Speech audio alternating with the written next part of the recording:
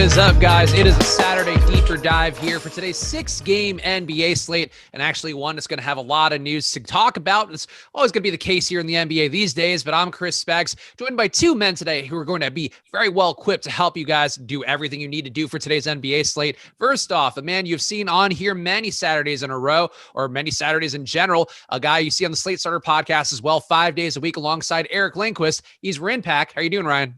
I'm doing well. Excited to talk about some April Saturday basketball, 6-game slate. Lots of news to break down. So excited to be on with you guys.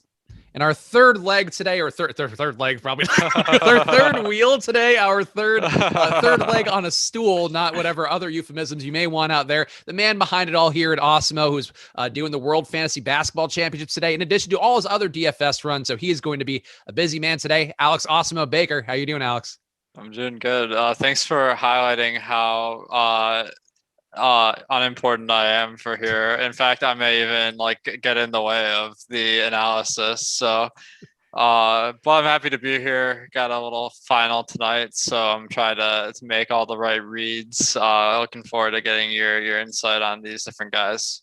You're going to have a lot to talk about here, and coming up on the same stream after this one ends, it's going to be a live before lock stream with Greg Ehrenberg and Eitan Shander, I believe is his last name. I just put Eitan in the run sheet here, but one of our newer hosts who's been doing a ton of stuff in the Philly area, some gambling content or sports betting content out there. So tune into those guys coming up after. And of course, make sure you are getting in on the UFC deal that we have going. It's ending today, and you might have missed the main tournament already. You did miss the main tournament already, but there are still the captain mode ones on DraftKings, some other smaller satellite ones for the main card itself. So if you want to watch the UFC pay-per-view tonight, get some DFS lineups in and use the promo code UFC261 at awesemo.com/join. That promo code goes away because it was to celebrate Usman versus Masvidal, and that show is tonight. So get in there now. You can get all of the data that we have for Awesemo Plus MMA, top fighters, tool to player projections, ownership projections, all the things you'd come to expect from all the other sports out there. Get it with 50% off if you use that promo code UFC261, and that is $14.98 for 30 days of Awesemo Plus MMA. So you will get the captain version, the showdown version of this card tonight.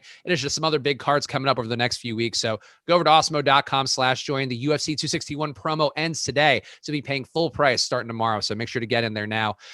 One quick question I had for both Alex and Ryan here, because this is one I got in the premium Slack yesterday from Brian, and I don't know how to answer these questions because it's sort of a tough one for me as somebody who has not been in a World Fantasy Basketball Championship. But Alex, you have, I think he was saying you have 5 or 6 seats tonight. And I know Ryan too, you've played in a ton of high dollar tournaments. So Alex, I'll ask you first. Do you have any sort of overarching advice, not specific to this slate, but how you would handle a World Fantasy Basketball Championship kind of situation?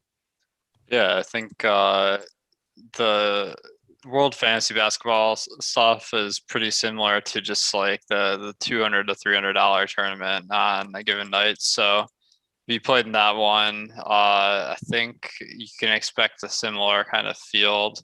Usually a little bit sharper, like the good plays are more heavily owned. And the payout structure is just a little bit different because like in a normal tournament, only 25% of people cash. In this one, it's more like 70%. So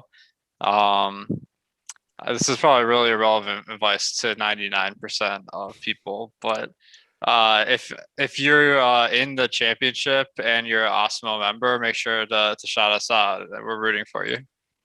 Ryan, any sort of overarching thoughts here? Again, keeping it sort of short and sweet here, but to me, it seems like something where you're trying to combine the higher dollar approach of a little more reliance on chalk ownership value plays that you have some degree of faith in, along with maybe some lower owned stud plays. But you have any sort of overarching thoughts, Ryan, on how you might approach a situation like guys like Brian in the premium Slack are going to be facing down today?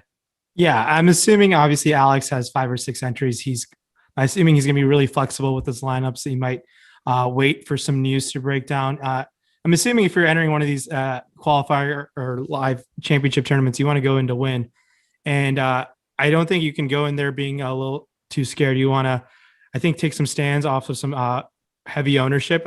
We'll see what the chalk looks like, but I expect these tournaments, the chalk to be really, really chalky. And I think going into that tournament like that, you're okay with just pivoting off some chalk and just hoping for the best. And because you want to win that thing, you want to win that top pot. Yep. So definitely some advice there from two guys who have been no stranger, and me too here, who gets to ride their coattails for this hour here. But again, just good luck to all the people out there. I know we have a few members who have chimed in about it being a part of this, so good luck to them this weekend. Of course, along with our own Alex here, who's going to be doing his best to take that down. Let's get into the slate, guys, and let's go game by game as we always do here on Deeper Dive shows. And the first game up is one where we desperately need some news. Detroit at Indiana. The big question mark is going to be here with Domantas Sabonis. He is out for the day, but Goga Bitadze missed last game in a spot that we saw O'Shea Brissett have monster upside. And that was also one with no Jakar Sampson. So that's something to keep in mind. And then I guess, is Jakar out one more game? I thought he was suspended only one. Yeah, he's in today. I guess he's in today. Okay, cool. Because he was all right. I'm pulling in the projections as we do the show. So if that's been changed, my bad. But Jakar Sampson back in the mix maybe changes that situation around. But let's treat it right now, guys, as if we have Goga Bitadze in. And Alex, I'll ask you first because Goga, a value play, not quite as cheap as he's been in some of these other spots, but on the year, 1.15 fantasy point per minute guy. Lots of minutes to go around with Miles Turner still out, Sabonis out again. So how are you feeling about Goga if we are to assume that he is going to be playing today? Yeah, I feel good about Goga. O'Shea Brissett had a start at center last game and he really crushed it. So that is one way like it could go wrong is they just prioritize Brissett at center again. The thing is Brissett is power forward, so it is a little bit of an awkward fit. Plumlee is pretty big for a center. However, Isaiah Stewart, a little bit more he's 6'9" as opposed to 6'11", so they could go with Brissett, but more likely they're going to go with Goga at center. He'll probably play a lot. The starting lineup is going to be the key here, where as long as Goga gets the start, I think we can rely on him in fantasy pretty heavily. Although I see on FanDuel he's a lot more expensive than DraftKings, so I think a better play overall on DraftKings. Ryan, how are you feeling about the situation here? Again, assuming that Goga's playing, are you viewing him as a core play today? Because at center, there is some pretty big opportunity costs with a guy like Nikola Jokic is going to be pretty highly owned with one less a nugget in tow today with Will Barton on the sidelines. How are you feeling about Goga overall? And I guess just in terms of lineup construction, Ryan.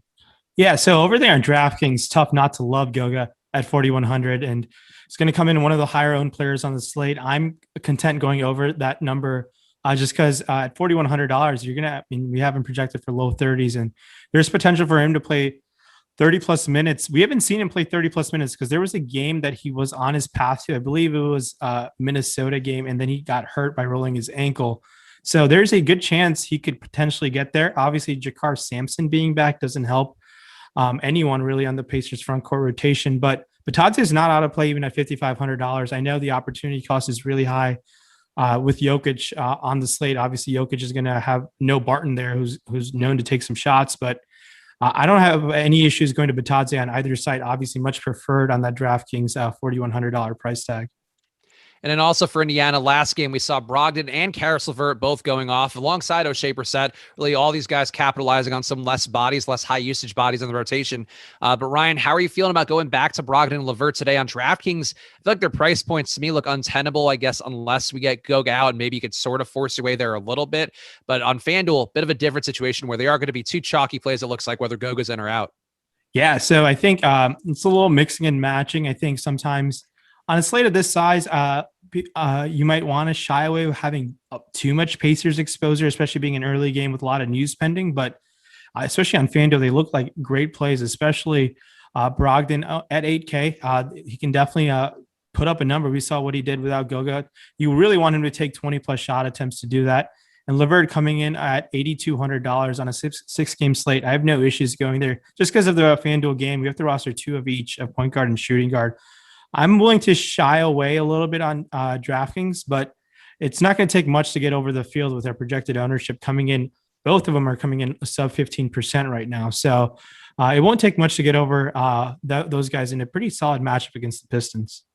Alex, how are you feeling about the other big two here from Indiana with no Sabonis in tow and Brogdon historically getting a little bit more usage, closer to 30% usage in court time without Sabonis, Oladipo, and Turner on the year. And LeVert, still not quite his net self, but does get that uptick in usage and assist upside. So it's really the case could be made for these guys, I think, especially if you do have Goga out today. I don't think Sabonis and Turner being out is going to benefit Brogdon and LeVert a huge amount because they aren't really playmakers. They're not like ball handlers. So it's going to be, I don't really see it benefiting Brogdon and LeVert a ton. It'll probably benefit guys who are getting more assisted usage more. So with that in mind, and the fact this is the first game of the slate, I'll probably try to be under the field on Brogdon and LeVert just to, I don't think they're like great plays. And then I want to have more roster flexibility for if there's news after lock. And I guess let's talk quickly about the alternative situation. And obviously, live before lock coming on after us, I'll be able to talk a bit more if we do get the news about Goga being out during that show or in, obviously. But if he is out after missing last game, Ryan, are you willing to go back to O'Shea Brissett? Are you concerned with Jakar Sampson because him being back in the lineup? Because I do have some concern. I know they just signed Brissett to a big deal, but during the local broadcast, they were talking about how the coach was saying that Jakar Sampson would have been in for 40 minutes if he were playing that game. Instead, he was suspended. So how are you handling Brissett and Jakar and really whoever else is left, Ryan, in this spot if we do get Goga out? So in this spot, I think I'm okay not having much of Brissett at all. I think we thank him for the game he gave us, legendary min salary performance. It's up there. It's quite the performance in my times of playing DFS, especially in the NBA. I would rather take my chances on a guy like Holiday at small forward over there on FanDuel, where his scoring really benefits him. Only $4,100. He's one of those guys who could get there on FanDuel just off steals and blocks. Really favorable scoring for him. I expect him to continue to play 30 plus minutes, but Jakar Sampson and Goga being back really hurts Brissett's upside. I really will be shocked if Brissett gets to 30 minutes, even 30 minutes. It's going to take a lot of foul trouble from Goga for him to catch that. I don't expect Goga to get in much foul trouble against this Pistons front court. It'd be tough for me to roster Brissett in any sort of fashion today. And Alex, how about for you? If we did get Goga out, how much of a priority does Brissett come, or does he not become as much of a priority just because you are going to have Jakar Sampson? They're able to soak up some minutes, even if it's not enough, like a lot of minutes, still going to be less than Brissett saw last time, where he was hardly taken off the court in that game, just a few minutes off for Keelan Martin during that one. The nice thing about this one is we'll have the starting lineup. Jakar Sampson, I mean, frankly, like he's not very good at basketball, and he is usually a very low priority on the Pacers, but so is O'Shea Brissett as well. So the one thing I'm seeing is both of them are 6'7" and 210. So there really isn't any like size difference that was meaningful for who would potentially start at center. So based on last game and Brissett having a monster performance, my expectation would be they just give him another look at center, but I don't feel really confident about that. If he does start at center and Goga's out, he's going to be a great play, particularly on DraftKings. If Sampson starts, let's see, he's only 3K on DraftKings, so just playing with some numbers here, I think he'd be a pretty strong play. And real Jakar Sampson heads will remember that stretch he had on 10-day contracts with Chicago, where he was really good a couple years ago. And then they'll remember playing him and hoping he would be that good on Indiana, only to find out that he, in fact, is not very good. But I will always be grateful to Jakar Sampson from that brief, I think, 3-week period where he was very good in Chicago, a team that had nobody else doing anything.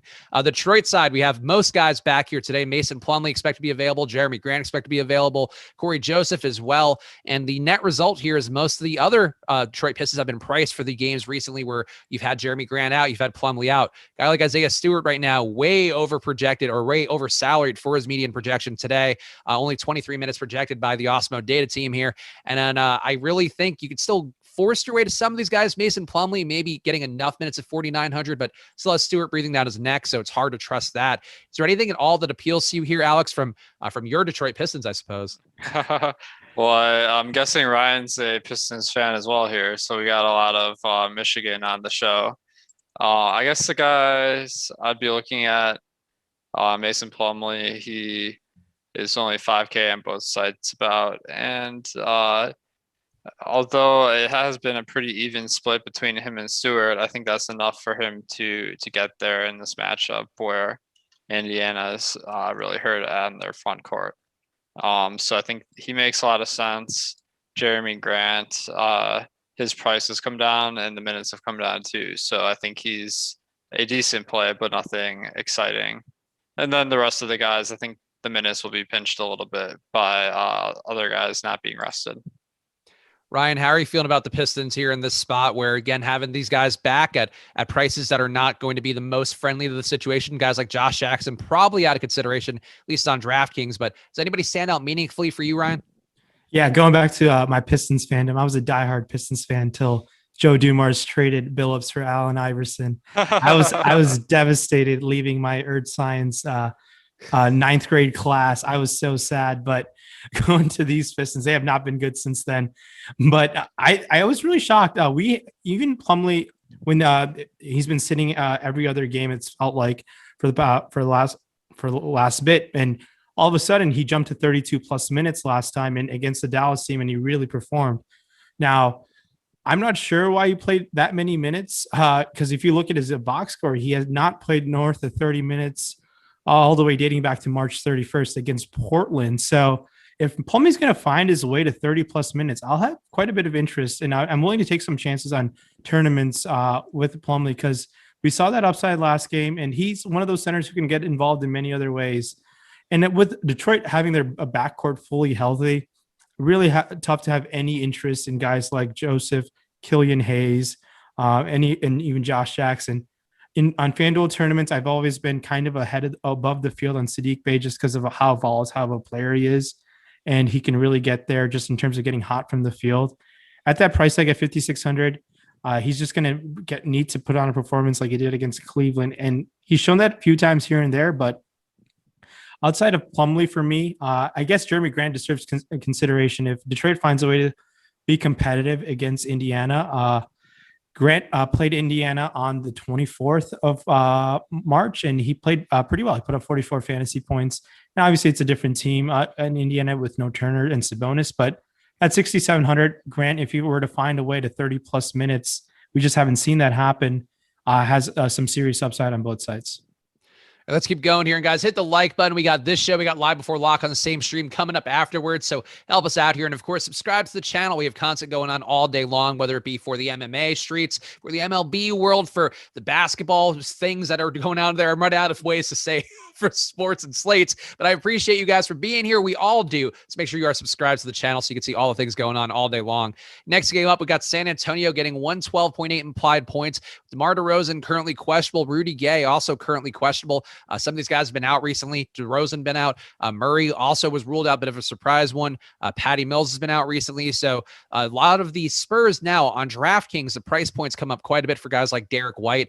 Even Lonnie Walker took a bit of a price jump for the situation, I guess, potentially maybe DeRozan and Murray somehow being out again. But it seems like two different plays. Really, this game overall seems like different plays on DraftKings versus FanDuel. So Ryan, I'll go to you first. Does anybody stand out meaningfully for you from the Spurs on DraftKings? And I guess, is there anybody who takes a bigger jump relative to their DraftKings outlook on FanDuel?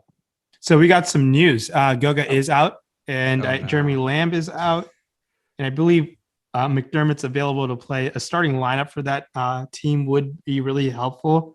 And they have another body, I believe, in Amita Brima, another front court player in the Pacers that is on a two-way contract with Indiana. So they have front court bodies now, even with Goga out, and Jakar Sampson and Brissett are there. So those two maybe, I'm not sure if they're a priority play. I'm going to have to see what the minutes and projections look like, but that changes quite a bit for the Indiana front court rotation.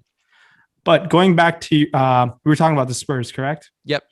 All right. So last time we saw no DeRozan, no DeJounte Murray, and Derek White put on one of the best performances of the season for him. It had been some time since we'd seen Derek White have that explosion spot, but with all these guys being back, I know you feel safe going to some those consistent starters in DeJounte Murray and DeRozan. DeRozan seems expensive at 8,500 over there on DraftKings, but it's a Pelicans matchup where I still think he can put up a number with put up an upside against this Pelicans team if he were to stay out of foul trouble. Really like that $7,900 price tag. I really like Murray on both sides at $7K and $7,200 on FanDuel and DraftKings respectively. We'll see what that ownership comes in at. I don't think it's going to be much, and I think I'm willing to hop off Derek White today just because hop off a recency bias. Even that $5,600 price tag might seem nice, but I do think he'll be kind of overowned just because of his recent performance. Yeah, I'm with you on a lot of those points, Ryan. And Alex, how are you feeling about San Antonio here? Again, different situations on DraftKings versus FanDuel, but one for the most part where on DraftKings, these guys are priced in a spot that they are reflecting some of the guys being out recently. Yeah, I think this one isn't super interesting unless we get another. If we get some people out, DeMar DeRozan and Rudy Gay are questionable. If Gay is out, I don't think that moves the needle a ton because they do have plenty of guys to join the rotation. My guess would be that Devin Vassell plays a little bit more because 2 games ago he wasn't even in the rotation. So if DeMar is out, though, that makes a lot more difference. I think DeJounte Murray, although he was ruled out the last game, I think he would be pretty sick with DeMar out. He'd be my priority on the Spurs. I don't. I remember last time we were talking about Derek White versus DeMar DeRozan. The price on White is still quite high on DraftKings, but on FanDuel it's pretty reasonable. So I think DeRozan doesn't play, Derek White could be a good play. All right, let's go on to New Orleans here. In this game overall, 228.5 combined total in this one. New Orleans a 115.8 implied total on their side. And it does seem, again, some guys that look better on FanDuel than DraftKings, in particular because of the positionality on FanDuel. But Zion Williamson, Brandon Ingram, both guys going to be about a quarter of the field's lineups on FanDuel, much less so on DraftKings, where the price tags for Zion in particular, you are really going to have to take a leap of faith if you get there today. And certainly one he could pay off, Alex. I don't know if you have any sort of strong feelings here, but give me the takes on Zion and Brandon Ingram, and in particular, looking at them on the prism of DraftKings versus FanDuel, where the ownership drastically different on those two sites. Yeah, another team where we don't really have any meaningful injuries to speak of right now, so no one's really jumping off the page at me. But I mean, we can always look to their top performers, Zion and Brandon Ingram. But on a slate where we have basically like the whole Houston team is out, so there's a ton of easy value. So I feel like it might pay to go a little bit more stars and scrubs. I don't know if Zion will be the best spend up option, but I guess let's see. Yeah, we got Luka and Jokic. So these guys aren't huge priorities for me, but the matchup versus the Spurs is fairly solid. Ryan, how are you feeling about the Pelicans here? And is there any difference for you in how you're treating these guys on FanDuel versus DraftKings? Yeah, Zion is definitely a solid option over there on FanDuel because we have the roster too. I'm going to be really curious about what Alex is going to do with Zion in his 6 entries in that FanDuel final. It's going to be interesting what that ownership comes in at.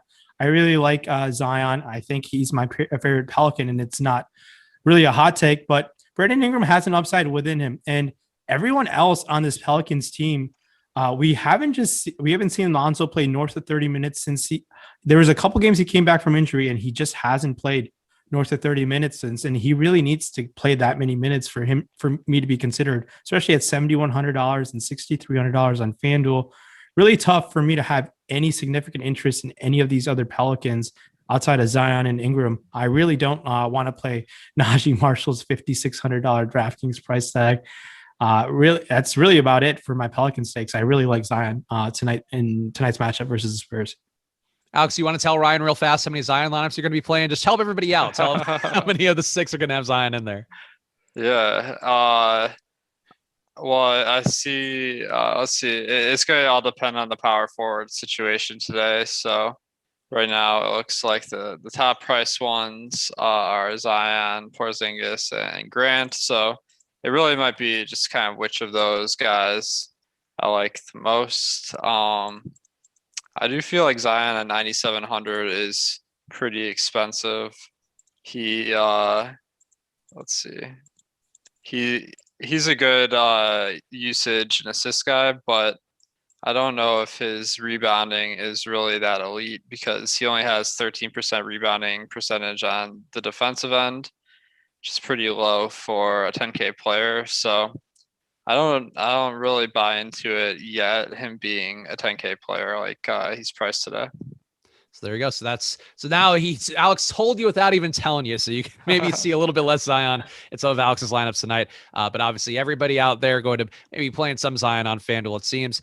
We got about 1,000 people in the room right now. So we would appreciate it if we get to a respectable 200 likes right now. I don't think that's asking for very much. So smash that like button, guys. Really, for this channel, anytime you're watching the show or any channel out there, we all rely on the like button here to help get seen by more people on YouTube, to get that little algorithmic boost that helps the channel grow. So hit that like button. And of course, subscribe to the channel so you know all the things going on here at Awesemo every single day, all day long. Next game, we got Chicago getting 100 implied points going against Miami, 104 implied points on their end. Chicago still without Zach LaVine, going to be that way for another week or so. And on the Chicago team, I think you can make the case not the most playable team, maybe the most unplayable team on the slate on DraftKings. FanDuel ownership too, seeming like not a lot of people going there. Alex, does anything jump out to you at all for Chicago and a down-paced, low-total matchup against Miami? I think we have seen some guys benefit from Zach LaVine being out. Kobe White has been a main one. His assist rate has gone up a lot over the past 5 games, and the minutes have been really high because they need more ball handling with LaVine out. So I think the price has gone up enough that I don't think he's a mandatory play, but certainly a decent one. And the other guy that should really benefit is Vucevic. We saw in the Magic, he really took on a huge role with guys out and really upped his assist game. In Chicago so far, I wasn't expecting him to get a ton of assists, but his assist percentage over the last 5 games is even higher than it was in Orlando this year. So I think he's definitely an interesting option, more so on FanDuel where he's $1,500 cheaper. Ryan, how are you feeling about the Bulls here? Again, tough spot against Miami, but one where there is some more theoretical opportunity to go around, and we have seen Kobe White have a ceiling in some games and completely evaporate from some others. Yeah, Kobe White, it's kind of been the story of his career. He's had a few great games and some terrible games, and he just can't stay consistent. And now at that price tag, DraftKings $5,900 and $6,100 on FanDuel, I'm hoping Kobe White can play north of 30 minutes consistently. And I like that he's taking double-digit shot attempts. I would like him to take even more. But I think my favorite Bull in terms of ownership and pivoting off of Jokic at that center spot on FanDuel is Nikola Vucevic. I think Vucevic, I know the matchup against Miami is not ideal, but I think Vuce should be taking 20-plus shot attempts on this Chicago team without LaVine. And I think there's a slim chance he could outscore Jokic. It won't happen, but like on more times than not. But Vuce is a very good player. And at $8,700 on FanDuel, it's a great pivot off of Jokic tonight. And other guys on FanDuel who we could consider for this Chicago team, I think Daniel Tice is someone, I guess he's just like producing the same way he's in Boston, not playing north of 30 minutes, just playing mid-20s minutes, putting up low 20 fantasy points. But he's someone you really hope to play more minutes, honestly, to get there for you. But a guy off the bench who, if this game were to get kind of out of hand, if you think, is Lauri Markkanen. I don't recall what the spread is in this game, but Markkanen's someone who it's only a 4-point spread. So Markkanen's someone who could get hot from the outside in the second unit, in my opinion. And so I don't mind Markkanen at $4,100 and $3,900 on DraftKings. Maybe a few more possessions going his way too, with no Troy Brown today. One more guy joining, who's not the most important, but for a second unit usage rate, could be something that Lowry or some of these other guys benefit in that spot. On the Miami side, we have a couple injuries that are important here. No Tyler Hero today, no Goran Dragic today for Miami. Victor Oladipo also still out. The net result here seems to be Kendrick Nunn projecting pretty well today, and really not a lot else here on Miami. I guess you can make the case for Andre Iguodala as a value play now that we have no Goga Batadze, but besides that, I don't see a lot to love here, Ryan. Do you feel anything particularly strong for any of these Miami guys? And I guess it is a different story for Jimmy Butler on FanDuel, where he is going to be one of the chalkiest players on the slate by a pretty wide margin. Yeah, especially Butler at the small forward spot where you're at the roster too. Tough not to really like him there. And he's not ridiculously out of play. 9,500. It'll be really contrarian to go there, I think, on DraftKings. But it's Butler, and I really have struggled with everyone else on this Miami team after like the trade deadline and Oladipo being hurt. It's just not been fun. I do believe Tyler Hero is out for them today, so it is one less body in that backcourt for them. So I think it might benefit Kendrick Nunn. So I don't mind Kendrick Nunn at $5,300 on DraftKings. And coming in at that price tag, 5,700 seems a tad too expensive on FanDuel, but a low-owned guy in a matchup against Chicago, he could definitely spike in upside. We've seen him produce at great fantasy levels before. And Bam Adebayo against Vooch. I really prefer Vooch on the other side of things on FanDuel, but someone who has an upside in him, we should always have interest in tournaments with Bam, even at that depressed ownership today. Alex, how are you feeling about Miami here, where Kendrick Nunn again should benefit from no Tyler Hero, no Goran Dragic out there in the minutes, projected for mid-30s minutes today with our Awesemo minutes projections. Is he really the main guy you're keying in on here with Miami, or are you buying in more on Jimmy Butler, where Butler on DraftKings is actually going to be pretty decently owned too, though FanDuel it does seem much more of a necessity as some of the reasons that Ryan just mentioned? Yeah, I think Nunn is probably the best play on DraftKings of the bunch. He is going to see a ton of minutes with the other point guards out.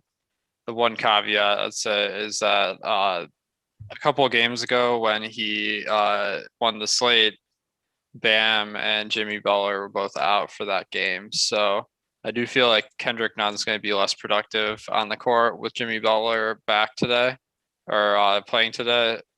So I'm not going to lock in Nunn, but I think he is a very solid play. And then on FanDuel, Jimmy Butler and the other guy I'm looking at is Trevor Ariza. Ariza's been playing 30 minutes a game, and he's only 4,100 on FanDuel. So it's not because he's a great fantasy player, but the minutes and price is a little bit too good to ignore. All right, we got 3 more games left, so smash that like button, guys. It only helps us get stronger here, and the data and picks always get more accurate when you hit that like button. I know that's one that Alex always loves to hear, so make sure you hit that like button and give us a little love. Next game up, we got the Lakers getting 108 implied points against Dallas. Once again, 109 implied points for them, so 1-point spread after a close game the other day. And Andre Drummond had a nice game in that one, but with looks like Anthony Davis getting a few more minutes today. Really the net result of Davis being in and these guys' prices coming up a little bit, especially Schroeder and Drummond. I don't see a single play on the Lakers I would get very much of on DraftKings, and I guess maybe a little bit of Schroeder on FanDuel, but don't see a lot of love for either part of this, no matter what site you're playing on, Alex. Do you feel anything at all for the Lakers now that you have Anthony Davis coming back in and projected to play about 23 minutes? Yeah, I think the main guy, I guess it does impact everyone's production to some extent because he is a great player that takes a lot of shots, grabs some boards. But the main guy it's affecting is Markieff, who he started the second half when Davis was out. So that really limited his minutes. But it didn't seem to affect the center spot at all. Andre Drummond had a pretty solid fantasy game. And he's pretty cheap on FanDuel. So what I'm looking at here is how has he been rebounding in LA? His rebounding numbers have been a little bit down since he's been playing with the Lakers compared to Cleveland. So that is a little bit of a knock against him. But the price isn't bad. So I do think he's an interesting GPP play. Ryan, are you liking Drummond on FanDuel, or does anybody else strike your fancy for the Lakers, whether it be on FanDuel or DraftKings? So I think there's a kind of sneaky, questionable situation with KCP today, who plays a ton of minutes for the Lakers team. And if he were to be out, and it's going to be interesting to see how Vogel sprinkles those minutes on. Immediately, my eyes go to Taylor Horton Tucker. I think he'll get additional run for sure, and will definitely pique my interest quite a bit if there's no KCP. But Drummond on both sides, we just saw what he did the other night, 7,100, 7,500 on DraftKings. Really think Vogel's going to start to run him out more. And you like that he's playing 30-plus minutes. And same matchup as last time. I think Drummond is a great play on both sides. I think he's coming into form now, getting more comfortable with this Lakers team. I think we saw 50-point upside in 30 minutes. That was obviously really effective out there. I'll happily take 45 fantasy points at that price tag. And I think you can definitely put that type of number up against this Dallas team. All right, let's keep going through to the Dallas side of the equation, where Luka Doncic came through pretty well against the Lakers the other day. Kristaps Porzingis also left that game early, and it looks like he's going to be playing today, or at least the expectation is that he'll be playing. But Luka in this spot, price tag up, not quite standing out as much to me as the other situation that he was in. I feel like you could sort of justify some of the other guys. I guess we need really some injury news here. We need to know confidently who's going to be getting minutes. But right now, Ryan, I don't see a lot of love for the Mavericks for myself. I guess more of a case for Luka on FanDuel than DraftKings, but certainly a pay-up option you can get to no matter what site you're playing on. Besides that, though, I don't really feel like there's a strong case to be made for any of these guys other than getting them in some lineups. Do you feel any differently here? Does anybody on Dallas meaningfully stand out? Yeah, Porzingis news is going to be really pivotal just because of the front court rotation and minutes opening up. I believe when he got hurt, Dorian Finney-Smith checked in for him, but Willie Cauley-Stein was already on the floor. So it'll be interesting to see what Carlisle does with those minutes if Porzingis were to be out. I'm always going to have interest in Luka when he's on the slate just because he has the potential to be the highest scoring player. And when that happens, you're going to need to have him. So I know it's a Lakers matchup. He's back up to 11.5 and 11K on FanDuel and DraftKings. I'll be going to Luka, and I don't think it'll take much I'll be comfortable getting over the field on a guy like Luka in this matchup. And Luka said in post-game interview with Charles Barkley on the TNT crew that they really want to get out of that 7 hole. And obviously he had some comments earlier in the year that we need to get to 6. We don't want to be part of that play-in game. So they're really trying to gun for that 6 seed. So it's hard to obviously measure motivation like that, but it's something that I consider taking into account too, just because of the standings. We're getting close to the end of the season. Alex, how are you feeling about Luka and I guess the rest of Dallas here, where it does seem like the Porzingis news, if he is going to somehow end up out, going to be the main thing we need to know. But right now with Porzingis in, I think Luka's certainly the guy you can make the case for, but everybody else seemingly not looking the best based on how I would view things. Yeah, I think if Porzingis were to sit, and the other guy that's questionable, that's important, is Maxi Kleber. So last game when Kleber sat, he was replaced by Dwight Powell in the starting lineup. And it was interesting because Powell and Willie Cauley-Stein combined for 48 minutes at center. That doesn't usually happen, but I don't think I'd be chasing that in fantasy because they do have Boban, and a lot of times they'll run out 3 centers, which can really foul up things. There's some possibility we could get a Boban start. But since he hasn't even been in the rotation, that's a little bit hard to call right now. So I'm not seeing a ton here. Luka is probably less of a priority for me tonight than other nights because the matchup versus the Lakers is pretty tough defensively.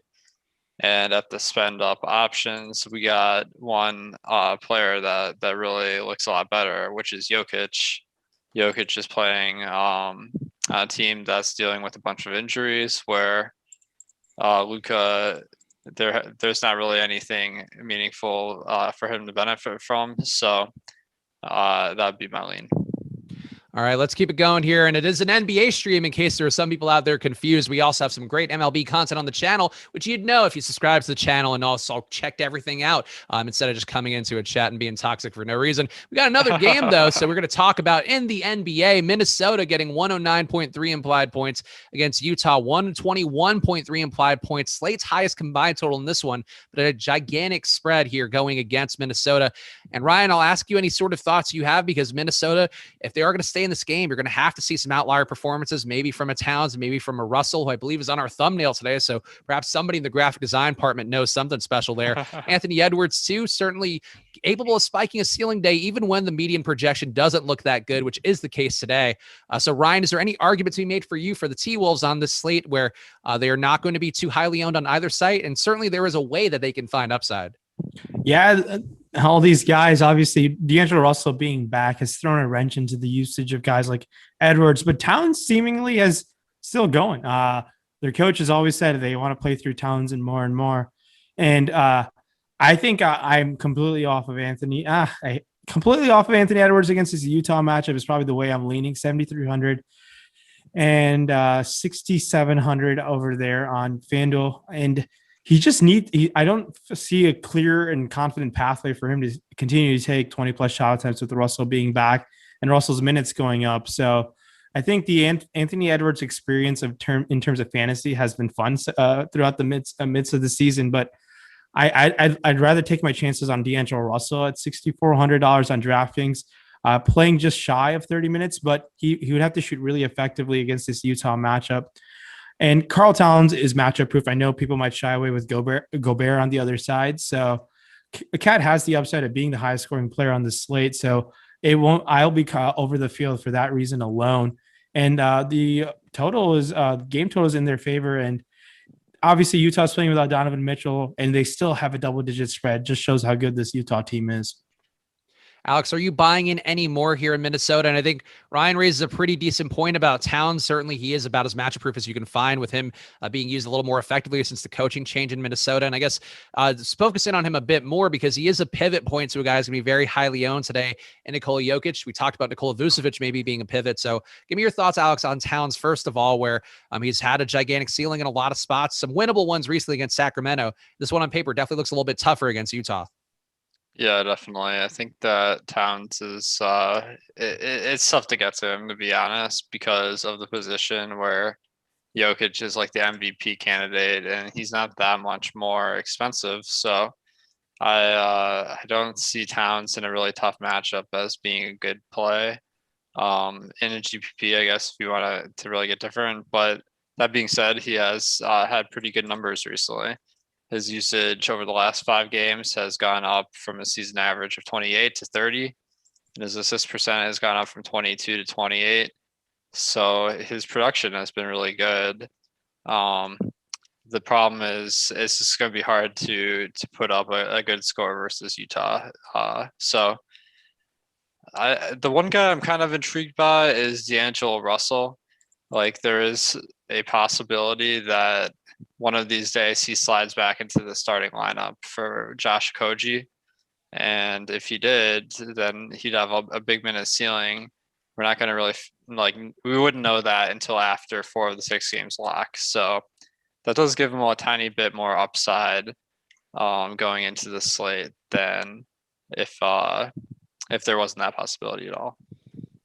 Yeah, and Russell, his numbers recently, I think, are just worth touching on, or his situation recently where he's been coming off the bench, getting a good amount of usage. I guess actually less usage than I would have thought, only 23 and 26 the last couple of games, but he's been very productive from a fantasy standpoint.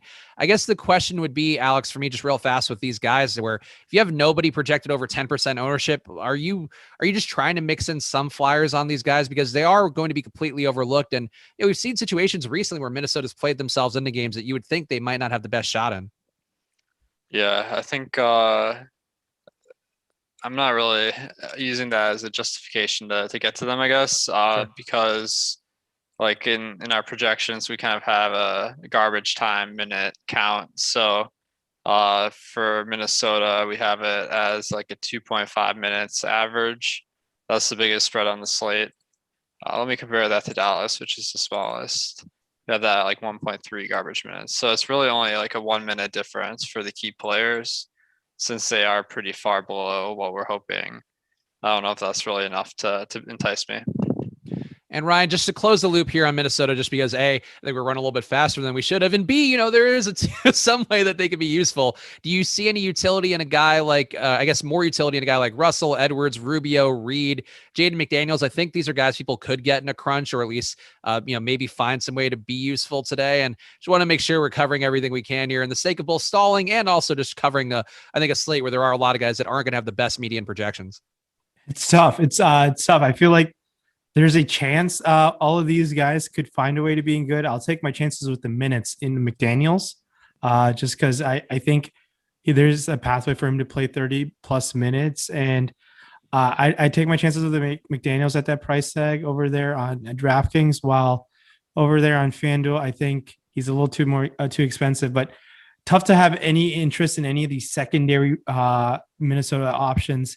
I guess Rubio, $5,100 on FanDuel would be really, really contrarian option to go there. But his minutes are just under 30 minutes, even with the return of D'Angelo Russell. And Rubio is one of those guys, when given the minutes, has an upside in him, but tough for me to have any true significant interest in these secondary Timberwolves options.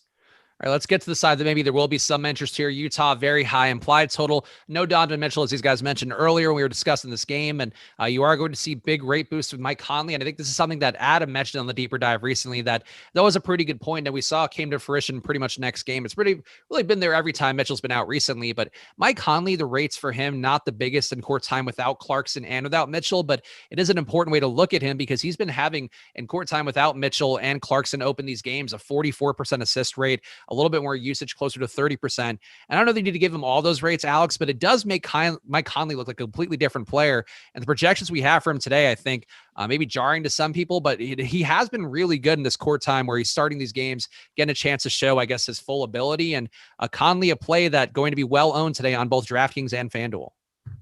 Yeah, I think the assists that you mentioned, where his assist percentage over the last 5 games has been 50%. Which is insanely high. On the season, he's at 30.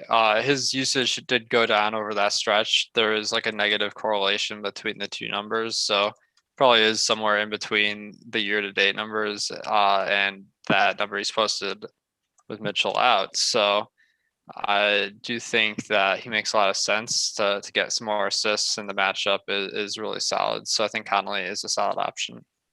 Ryan, how are you feeling about Conley today, given the fact that about a quarter of the field's going to be playing him on no matter what site you're playing on today?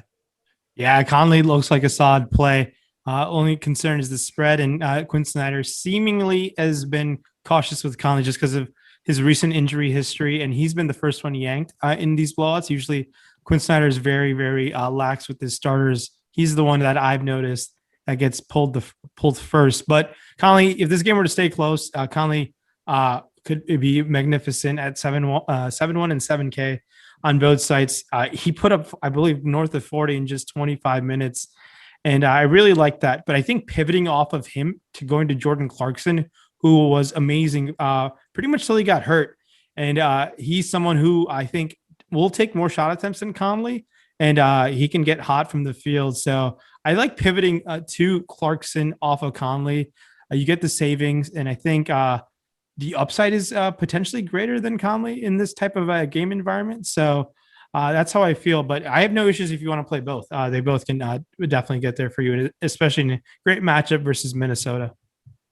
Ryan, I'll ask you, I guess, about Jordan Clarkson relative to Mike Conley, where these guys are going to project fairly similarly at similar price points. And they certainly can both get there in a big way together because Mitchell leaves such a large footprint behind with his gigantic usage rate, a gigantic assist rate as well. But are you willing to play Clarkson and Conley together? And I guess, is that a different question to ask you, whether it be on DraftKings or FanDuel? I think I'm fine with it even on FanDuel and DraftKings. I think in this, in terms of them getting a true ceiling performance, both can take the majority of the shot attempts on the team. I have no issues having both of them in this lineup. The slate is small enough where it's 6 games. Obviously, it's not optimal. I mean, you're obviously sacrificing some upside, but they both can get there, in my opinion. And now it's such a great matchup. And I think if you're going to get lineups with 3 Jazz, I think that's probably where I'm okay, a little cautious about, but Conley and Clarkson stand out to me, just are very exceptional plays on both sides. Alex, how are you feeling about the idea of playing Conley and Clarkson together again, given no Mitchell out here and a pretty big spot against Minnesota where they are so bad, they play so fast to give up 40% shooting from 3, every sort of metric you would want to see from an opposing team. Minnesota's going to give it up. I think playing Conley and Clarkson together is totally fine. So what I'm seeing here is their rotation. In the first quarter, when Conley subs out, Clarkson subs in. In the second quarter, when Clarkson subs out, Conley subs in. So it's like all the minutes that one's out on the court, the other's playing. So I don't see a huge correlation there.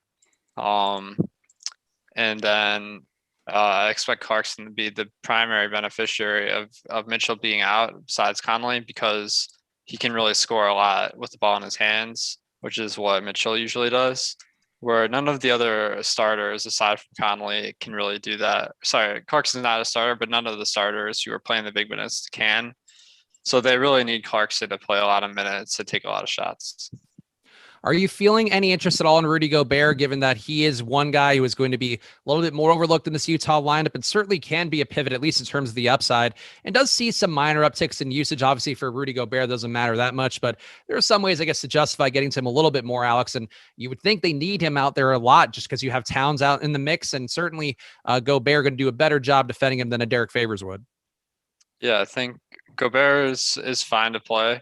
Of course, he's exceptional at blocks. The Timberwolves, surprisingly for a bad team, don't get blocked a ton. They're just about average.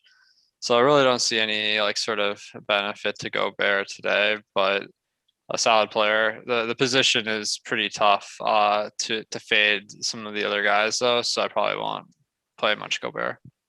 Ryan, how about you? Any Gobert for you or anybody else who jumps out? I guess you could make the case maybe for a Joe Ingles or a Bojan Bogdanovic or even a Royce O'Neal if you want. But does anybody else stand out here, whether it be Gobert or one of these other guys? Yeah. So if this game were to somehow stay close, there are going to be multiple members of the Jazz who just obliterate this price tag. I was looking more into it. These guys just have been blowing teams out left and right.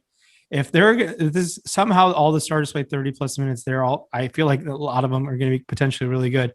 Royce O'Neal, for me, I just have never had fun rostering the guy. I don't think he has serious upside in him, but he's proved me wrong a couple of times. So that price tag is way too expensive for me. I'd rather take my chances on Bogdanovic, who could get hot from the outside. He's not out of play at $5,900 on DraftKings, but he just needs to shoot a ton of threes and knock down a bunch of them. I like that he's taking double-digit shot attempts. He's done that pretty much for the last 6 games. I'm taking a look at his box score. And that's a great indicator of him just putting up points. So I like Bogdanovic decent amount over there on FanDuel, where we have to roster too, and definitely not out of play over there on DraftKings. Alex, any other thoughts on the rest of the Jazz here? Just want to make sure we cover it because there's certainly a lot of ways some Jazz players could have an outlier effort, just given how bad Minnesota is across the board. That's definitely true. I guess the other guy I'd be looking at is Ingles because he has been starting with Mitchell out, has the possibility to play big minutes. And then maybe get some more assists with Mitchell out. So I think the potential is solid, but the price tag has gone up a lot, so he's not a huge priority. All right, we got our last game here, so smash that like button, guys. And we appreciate all of you guys in here. I know sometimes the chats get a little sideways, but we're all here in the name of trying to make some money, trying to get a good time going to the NBA DFS slate tonight. So we appreciate all the vast majority of people in chat who are cool and not the ones who come here to troll. And even shout out to Drop Roses being back in the chat. I am happy to see that name again, even if our old pal Josh Engelman will probably say something mean if you do come to any of the shows tomorrow that he's on. But I'm happy to have you here.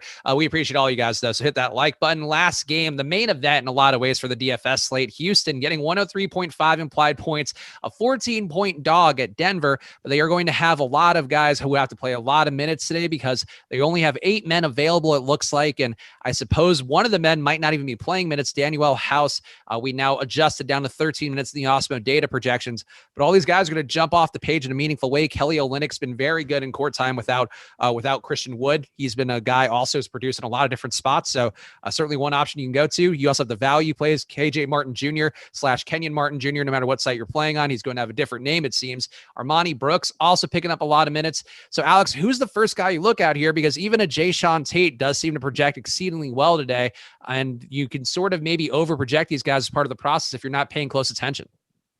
Yeah, so I think I'd start with who's going to be in the starting lineup. We're not going to really know because this is the last game, so we got to get this one right.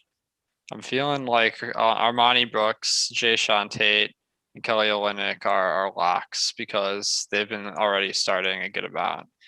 Then it gets a little bit tougher. I feel like DJ Wilson could start, but it's a little bit of an awkward fit on Kelly Olynyk because Olynyk does play center most of the time. Although now that he's on Houston, he's playing more power forward. So that could be an indication that Wilson could get a start here. And then the other guys, Daquan Jeffries and Anthony Lamb. Lamb hasn't really been playing at all, so he's the least priority for me. They do need someone to play a lot of wing minutes, so Daquan Jeffries maybe by default gets a lot of minutes. And then regarding House, a lot of sites have reported him out. but on the official report, he's active.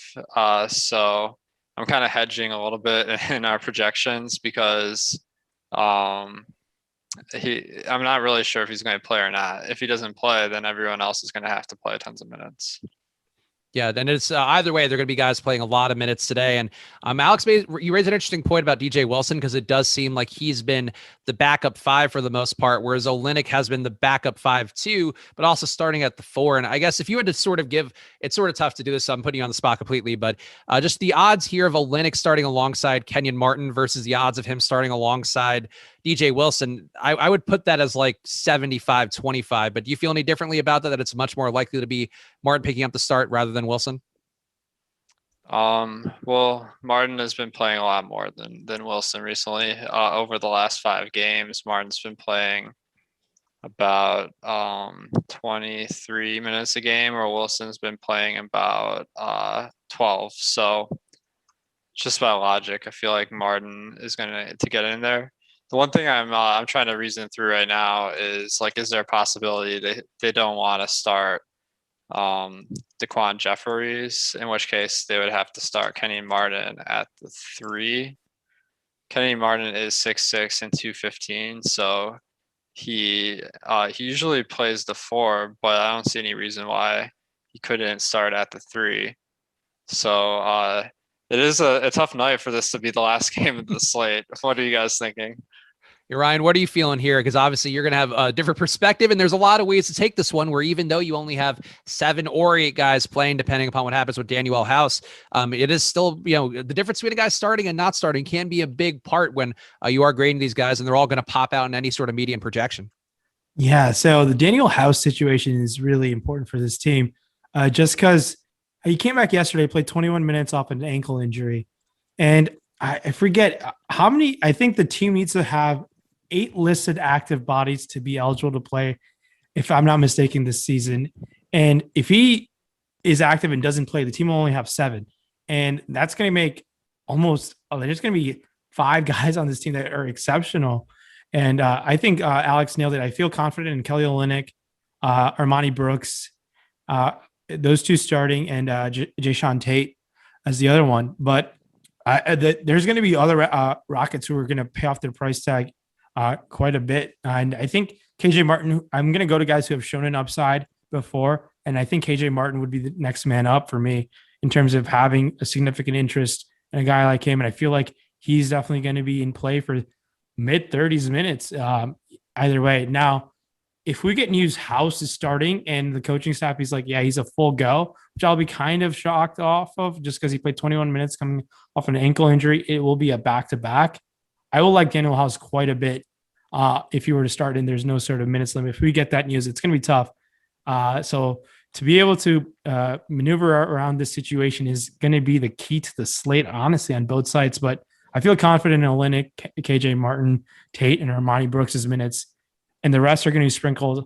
And I think going to DeQuan Jeffries is not terrible. And then they have Anthony Lamb as well. I just feel confident just shooting my shot with those 4 guys who I feel most confident with. Yeah, I think that seems reasonable. On the other side, one guy who's going to have a lot of people shooting their shot with and should have a lot of confidence in. I think you would hope at least Nikola Jokic on the year, his rates without Jamal Murray and without Will Barton, 34% usage, 46% assist rate. Not quite as good as his sample size as the court time without just Jamal Murray. So maybe a little bit of less effectiveness because of having Barton not in the mix, taking a little bit of pressure off him. But Alex, in the spot, Jokic looks like the best center play, reasonably priced. He's going to be owned like it everywhere people are playing today. So how are you feeling about Jokic as the chalk center option of the day? I mean, I feel great about Jokic because he does it all. He scores, gets assists, and rebounds, and it is really tough for a player like that to severely disappoint.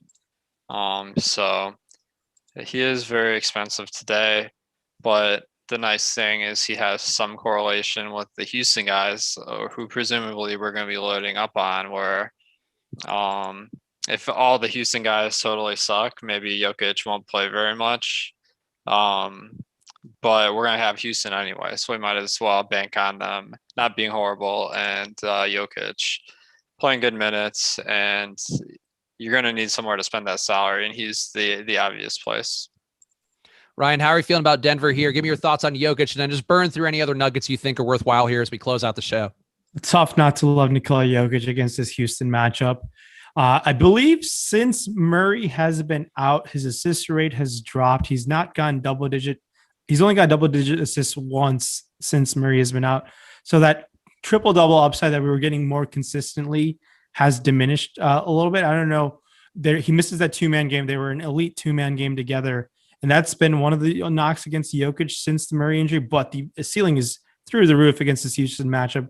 Could have put up 70 plus in 3 quarters. There's no denying that.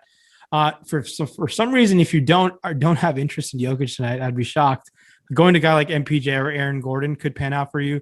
Michael Porter Jr. has earned this $8K and $200 price tag on FanDuel. He's been shooting really well from the field and just being involved in other ways on the floor. Malone has to play him now, regardless of his defensive issues, just because there's not going to be much offense from anywhere else. Now the indication with no Barton being there, there's going to be minutes that open up in the backcourt. And immediately PJ Dozier was inserted and he played a ton of minutes yesterday. He played up to 30 minutes. I like going to Dozier again at $4,100. They're going to rely on him quite a bit, $3,900 on FanDuel. He went 4 of 11 from the field. I like that he's being involved in the offense. And Dozier's one of those lanky guys who can handle the ball and expect him to be on the court. And he's been able to hold his own decently defensively. So I have no issues going to Dozier. And there's going to be a couple of these Denver guys who are going to be pretty good against this Houston matchup. I don't know how to feel about guys like Aaron Gordon or even Austin Rivers, who came in and played 23 minutes. And I believe he's on a 10-day deal. So Rivers is trying to just kind of play it out and trying to just stay on the court for this team. So I think Aaron Gordon isn't terrible, but it's just that he doesn't play more than 30 minutes is kind of concerning for me. That upside is really capped because of that situation, but I'd take my chances on a ball handling Dozier over him if you were looking for a third nugget to roster. All right, so there's everything on the slate. Stay tuned for Live Before Lock. Coming up next, you've got Aiton and Greg who are going to take you through everything else that breaks over this next hour. Make sure to follow at Awesemo DFS, follow at Rinpack, follow at Chris Spags, follow at Awesemo_com. Good luck to everybody who's playing tonight, whether you are in the World Fantasy Basketball Championships or anywhere else. We appreciate you guys for watching. Have a great day. Stay tuned for Live Before Lock next. Bye. We're making such good time, and then I made a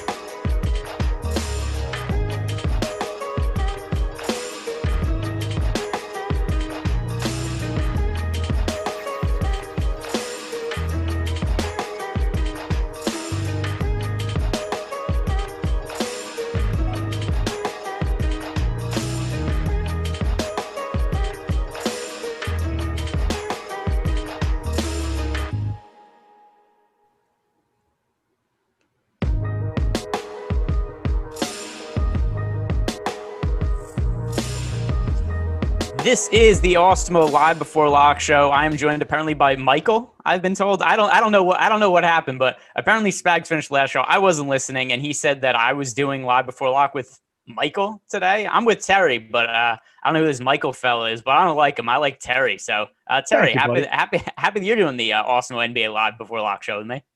Yeah, I'm happy it was me, and I didn't, run into somebody who was yelling at me to get off the stream. I've just been yelled at all through the day today. It's been a weird day for me, so I'm glad I didn't run into any conflicts here. Happy to be on live with you. I did immediately check the schedule when I heard that, and I was thinking, oh, maybe I'll get a chance to go build my baseball lineups with a little time. But yeah, it'll be fun to do that while talking through the basketball slate here with you. All right. Well, according to Spags, he's saying that it's Eaton on the one-stop shop, but nah, it's our guy Terry McBride right here, baseball and a basketball enthusiast. And by the way, so the other thing also about killing a little bit of time at the start of the show here is, normally we kind of go over the injury news as it comes through, and we kind of try to wade through the players we're getting exposure to. Also, I have no clue who I'm rostering right now. I don't know how anybody could know, just given the amount of injury news we're dealing with right now. I generally have a sense of how I'm going to go about building my lineups, but with all the guys that are questionable, especially the situation we have going on in Houston, which is the last game of the night against Denver, how are you handling all this injury news, Terry?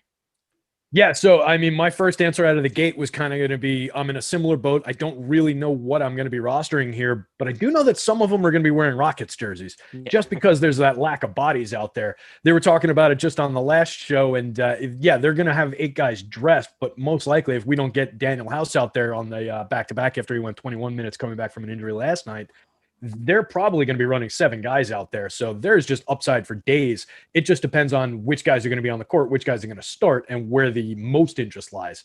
But I think there's a lot of different plays, and they're shaped a little bit interestingly. There's definitely ability to spend up to the like a Luka, to a Jokic, any of these star level guys that we want. We've got the San Antonio news that we're waiting on still, I think. We've got the question mark around New Orleans and what to do with those guys. So there's a lot of different ways this one could go, and I'm in a similar boat. I don't really know what's going to end up here.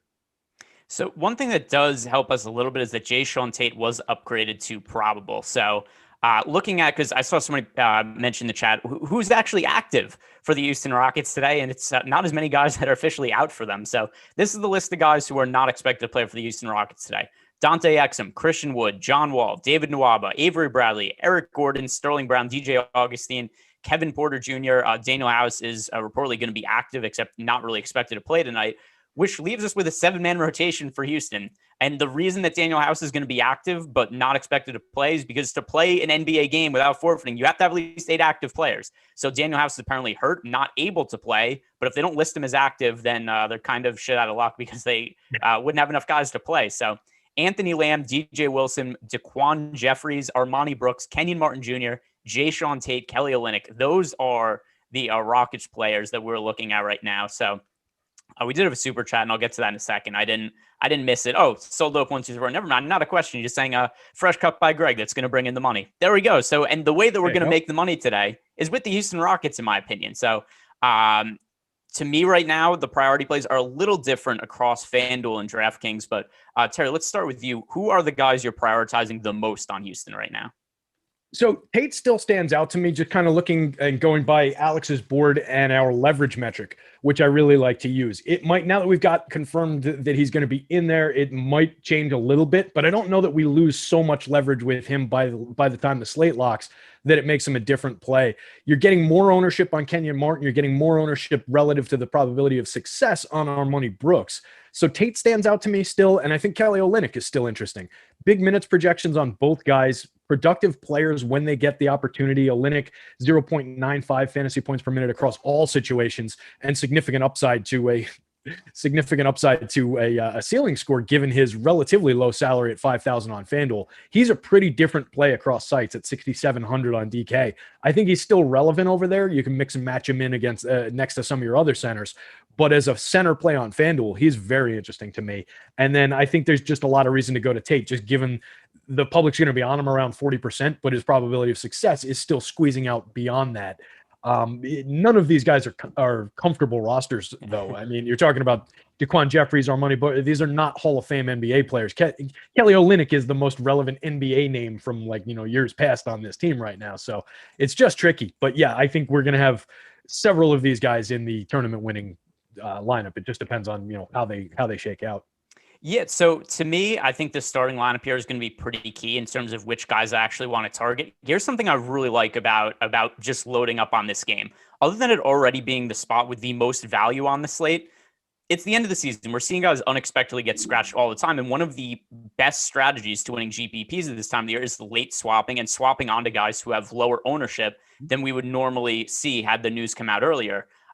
With us getting a bunch of exposure, at least me getting a lot of exposure, I assume you also, to the Houston-Denver game, if anything wonky happens with lineups leading up to that game, we have all the space in the world to make late swaps. So that's one of the other things I really, really like, just loading up on Houston guys. They're already the best value plays for me. And then if something happens where, let's say, whatever, Utah's favored by 12.5 points over Minnesota. Let's say that, Mike Conley, Jordan Clarkson, not saying I think this is likely, but if one of those guys end up resting, we could swap to whatever we want. I really like the flexibility that loading up on the late game gives us.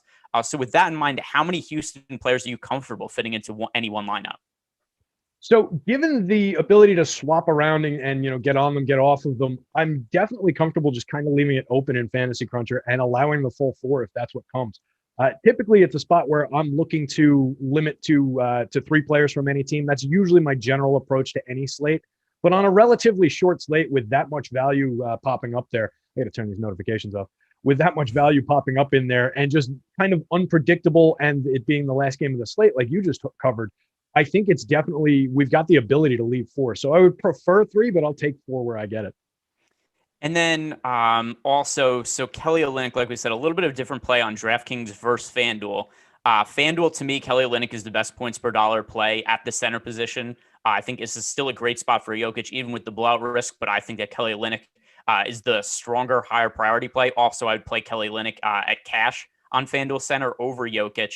But like we said, Kelly Olynyk all the way up to 6,700 on DraftKings. Is that still a price point you'd have interest in him at?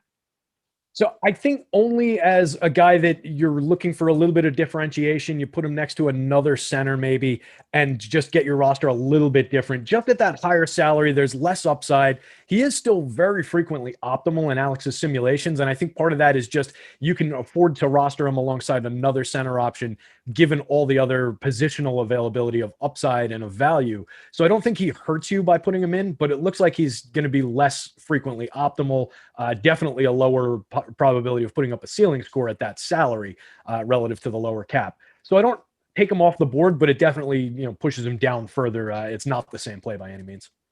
All right. And then one final question on Houston, and then we could move on to some other talking points. We might end up coming back to Houston if we get a starting lineup, although that seems unlikely until later in the day. But are any of the guys who are going for less ownership on Houston, anybody that stands out to you as maybe a way to get exposure to Houston and be like, hey, let's say if maybe it's actually DJ Wilson who ends up playing big minutes, or Anthony Lamb, or any of these guys. And by the way, it's not like, other than Anthony Lamb, none of these guys really have like no ownership, but of the lower owned guys, do any of them stand out to you? Yeah, so it would depend on that news. Like right now, if you're looking at Alex's board on the Boom Bust tool, you'll see a guy like Wilson on FanDuel. Even at the min salary, he's not coming up very optimal because we've only got him. Well, we've got him at a 27.4 projection. Actually, I was expecting that to be lower before I glanced over.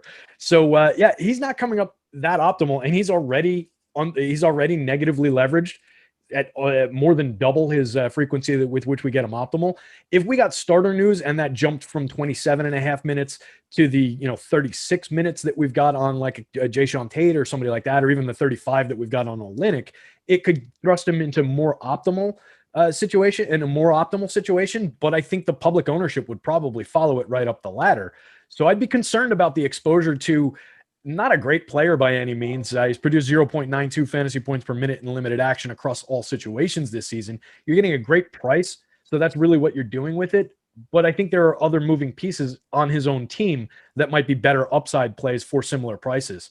So it makes it really interesting. It would be entirely news dependent. He would definitely get more relevant given news. On DK at 3,100, I think there's a little bit more room there. You get to put him alongside other centers as well. So it's not occupying a mandatory space there. So I think it's a little bit more relevant on the DK slate with bigger upside, but he's definitely on the board. There's no doubt about it. So I'm getting to Daquan Jeffries more than the field. If I had to pick one of the contrarian guys, he's the one I'm going with. I'm overweight to him. And here's the reason why. if we look at all the guys on the Houston roster of the ones we're expected to play, it's like we said, only 7 guys that we're expecting to be in there today. It's mostly forwards. The only 2 active guards are, well, Daniel House is going to be active, except I don't expect him to play minutes today, but Armani Brooks and Daquan Jeffries are the only guards. Olynyk, big man. Jayshawn Tate, big man. Kenny Martin Jr., forward. TJ Wilson, forward. Anthony Lamb, forward. So I consider all of that, and I kind of look at the backcourt and I say, like, I see a path to really big minutes for Jeffries. Now, do I feel comfortable with it? No, of course, because none of these guys are players that we've ever considered rostering at really any other point in the season. But if I'm looking to differentiate my Houston value a little bit, he's the one that stands out to me. Does that make sense to you? There's some of that logic? Absolutely. Yeah. And I think Alex mentioned that, or one of the guys might have been Ryan on the previous show mentioned it as well. They're just going to need some minutes out on the wing. And at these prices in particular, the only thing we really care about is who's getting the minutes. The production will be there or not, but we're not going to lose anything by rostering these guys at 3,500. So yeah, I think that makes a good amount of sense. And it doesn't look like there's a big amount of public ownership on it on the FanDuel slate, at least. More people getting to him for the dead minimum on DK, 24% ownership over there. So I guess a little bit more question mark on DK than on FanDuel, but I think it's right on the board with the other value plays for sure. And your logic makes a ton of sense. All right. I feel I would like to say, like, let's talk about more of the Houston players, because I think this is the most integral part of the plate. But we've talked about every single one of them individually at this point. It doesn't take that much time because that's all the guys they have active. But so here's what I think the next most important piece of news is going to be is the Indiana Pacers. We now know that Goga Bitadze is out.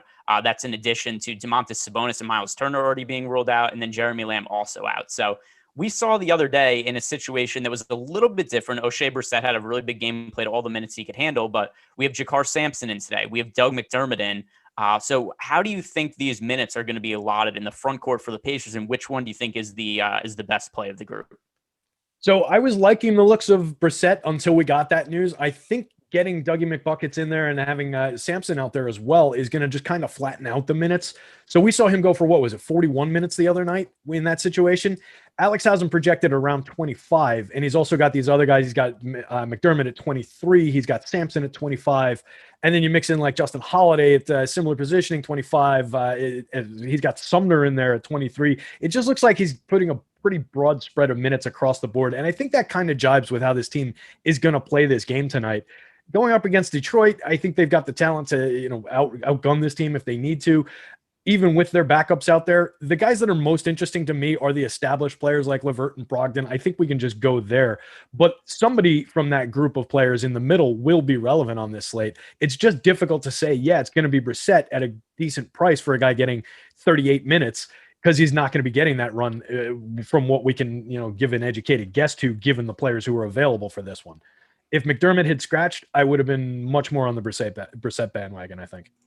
Yeah, I have no clue what to expect from a starting lineup for this team, but the good news is, and at least also as it applies to us doing a show and putting out content, is it's a 7:00 start show. So in theory, we should know before the slate starts who's actually starting for the Pacers. Now, weirder things have happened. I know there was a game a week ago, I want to say, where I was waiting for Pistons injury news. It didn't come out until after the game started. They're like, hey, these guys aren't playing. So not a guarantee, but right now, the cheap guy I have the most interest in from the Pacers is Jakar Sampson. He's somebody who I have definitely in the mix with some of those Houston guys as a good value play. I think Sampson could potentially end up starting, although that's, like I said, just a guess for right now. But you look at some of Jakar Sampson's fantasy numbers, at least on a points per minute basis. This year, he's played 8 minutes per game, averaging 7 fantasy points. Obviously not a lot of minutes, but then if you say that, like, okay, if he's going to play, 25 to 28 minutes, then you're looking at a guy who's scoring, 24, 25 fantasy points. And at a min price on DraftKings, that's really appealing to me. So Jakar Sampson, some of them not really getting to O'Shea Brissett right now, kind of the same reasons you said with all these guys. And also Brissett isn't the flat minimum price anymore like he was the other day. And we have to expect his minutes to go down.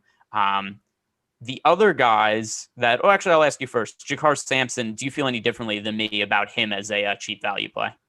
No, I think he makes a ton of sense. And what I like about him on the DK slate is you're getting a pretty solid leverage number on him so far. Now, that might change if we get different information about the starting lineup and it becomes a little bit more buzzy.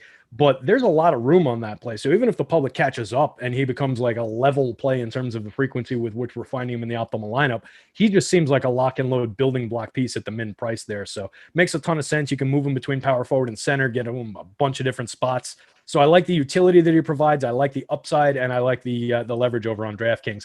It's a little different on FanDuel. Still the minimum price, but less flexibility. Comes up a lot less optimal. The public is right around the right mark. So it's a different play across sites, but I do like it. And we have seen him deliver, slate breaking point per minute type of upside in situations where he gets some run before. So yeah, definitely a player who will be in the mix for me. Yeah, and then I think the other pieces of the Pacers that are pretty important to point out, and guys that I am getting exposure to now, Malcolm Brogdon and Karis LeVert, both of them are becoming fairly important pieces of my lineups, just with so many guys out for Indiana, and we've seen it recently. Like Malcolm Brogdon last game played a ridiculously big role. This is a very winnable game against the Pistons, but still the Pacers, they can't really afford to win any games. I don't think they're going to be taking chances if this game is even remotely close. So I expect them to be pedal to the metal, and Karis LeVert and Malcolm Brogdon playing big minutes last game against the Oklahoma City Thunder. Malcolm Brogdon, 39 minutes, 28% usage rate, ends up scoring 61.75 DraftKings points.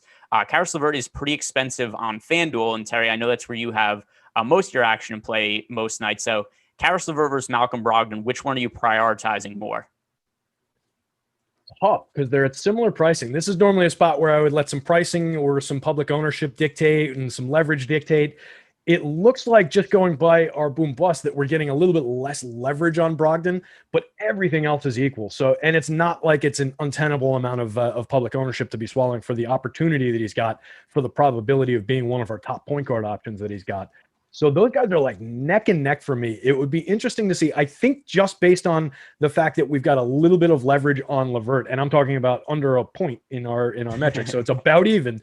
I think that would squeeze him just a little bit above, despite the higher price. I do like both players though, and I would have a pretty good mix of both players, I think, across my entries. And it's pretty similar on the DraftKings slate as well. Just looking across sites, they're similarly separated by $200. They play different. They play shooting guard and point guard respectively. So it's very much the same play across sites. Higher salaries against the lower relative cap, which cuts the upside numbers that we have a little bit. But that's true across the board in DraftKings. So I think we can get to them and view them kind of similarly on that side as well. LeVert gets a little bit more leverage on that side, extends a little bit from where the public is rostering him. Yeah, so I right now have slightly more exposure to LeVert than Brogdon, but not in a significant way. These are two guys that I like both of them a lot as plays. I prefer LeVert slightly, but once again, I'm overweight to the field on both of them as of right now. And then as of now, those are the only three players on the Pacers I have exposure to: Jakar Sampson, Malcolm Brogdon, and Karis LeVert. Is there anybody else that's actually making it into lineups for you? I don't think so, right? I think we're good on these guys. Like, I would take shares of, like, if Doug McBucket's mixed in at 3,800, I don't totally hate it because I think he's got upside at that price, even with, a mid-20s kind of minutes. Similar story from maybe like a Justin Holiday at 41. I think there's some upside there, but it's not like I'm going out of my way for these guys. They're mixing low volume type plays, and I would like to see more minutes on them or have more firm news. I don't think O'Shea Brissett would be getting in with the minutes cut at 5,200. That's just too high a price to pay. If we were getting him, like we said before, in the mid-30s for minutes, then he's a very different story there. So yeah, I think that's pretty much the story of the Pacers for this one. And yeah, I was just I was reading some of the notifications there. I was trying to figure out what the deal was with this whole Michael situation. But yeah, it really comes down to that. It appears that Spags did not know what day of the week it was when he was looking at the our schedule. That was really what the issue was here. But I might call you Michael anyway. I mean, you're a man of many names. You're Terry because that's your name. You're Josh's dad, and now you're Michael. So there we go, Michael the Yankee fan. You're slotting me with some people I don't really like that much. That's all right. That's all right. It is my middle name, so I can take Michael. Oh, is it really? Yeah, it's. Well, that is. Parents Michael McBride, if we're being formal about things. You never thought about how coincidental that was, that we just happened to think he was calling you Michael, and that is kind of part, like, your fake name, your middle name. I actually threw it in when we were chatting before the show, but it got lost in the mix of all three of us talking at the same time. Oh, well, I missed out on that, and I'm sorry about that. So on the Doug McDermott thing, one more point before we move on. Here's the reason I don't have Doug McDermott in my player pool right now. Other than just that, I think the Rockets guys are better values. I also just want to have the lineup flexibility, right? Like I find it very unlikely that Doug McDermott is number one going to be better plays than all the Rockets guys, unless we find out that McDermott is starting and doesn't have any kind of minutes restriction. But right now, I don't think that's going to be the case. But like I said before, I want to have that flexibility available to me in case somebody else gets late scratch. So I think where we're at in the season, Doug McDermott, I think there's a little bit too much of an opportunity cost for me to want to roster him on this slate. Let's jump over to the Utah Jazz. I saw some people asking questions about them earlier, and this is a team that I am also getting a good amount of exposure to, along with the Houston Rockets, because Donovan Mitchell is out. And even though Donovan Mitchell has been out for a little bit, it's not like the pricing is really adjusted here. Like Mike Conley's gone up a little bit in salary, but not to the point that it would scare me off rostering. If you look at his on-off court numbers this year, when Donovan Mitchell's off the court, Mike Conley's a guy who scores over 40 fantasy points per 36 minutes. So, like, yeah, now he's priced around 7,000 on both sites, but to me, that's not quite enough. So, no Donovan Mitchell. Which guys on the Jazz are you prioritizing? And then one other thing also to add into the mix, is the spread of this game any cause of concern for you? I try not to worry about blowout risk and those different narratives just because it's difficult to predict. I do believe in the idea that most of these guys will still be relevant because if they're lighting it up, well, they're the ones who are doing the lighting, right? They're the ones who are doing the scoring. So you do lose the potential for significant upside sometimes if we're shaving minutes in the fourth quarter, if these guys are going to be well ahead come out of the game. It looks like we're kind of incorporating that into what we're doing with the projections, right? Like Alex has Conley at 31, Ingles 31, Gobert 31, Clarkson 30, Bogdanovich and O'Neal both at 30. So it looks like he's giving kind of a flat spread, not spiking anybody into like the mid 30s or even, over 32. So it's not necessarily accounting for blowout. It's just accounting for the way that this rotation is going to spread. But it's not like we're saying our expectation is 36 minutes for a Mike Conley. We're projecting Conley to be an excellent play with 31 minutes. If he happens to get 28, is it going to give him that big a haircut from where we're seeing him? I don't think so. So I try not to sweat it too much. It's out there. It's a part of the buzz. What my hope is on slates like that more is that we don't get that blowout, but people have been pushed off of it by those narratives. So I'll tend to stick to my guns and go with those types of plays.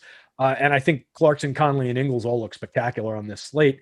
You see the assist rate jump for Mike Conley without Mitchell out there. I think Alex said it was over 50% over their last handful of games, which is excellent. His assist share. So love getting to Conley here. Definitely can get to Clarkson. 5,900 is too cheap for Clarkson in this situation on FanDuel. 65, I think he's definitely still rosterable between point guard and shooting guard on the DK slate with a significant amount of leverage over there. So I like all three of those players. We see Joe Ingles participate in the offense to a great degree. His assists pick up, his scoring picks up in this situation. So yeah, I can get to all three of those guys.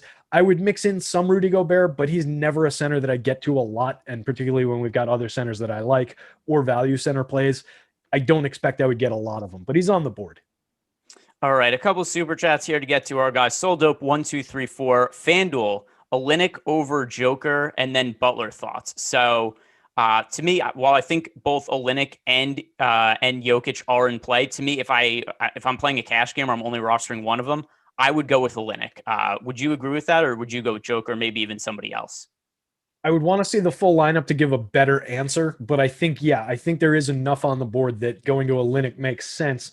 You're paying less than half the cost of Jokic, and you're not sacrificing that much in terms of the frequency with which we find him in the optimal lineup. I'm not saying he's going to outscore Nikola Jokic on this slate. That is highly unlikely.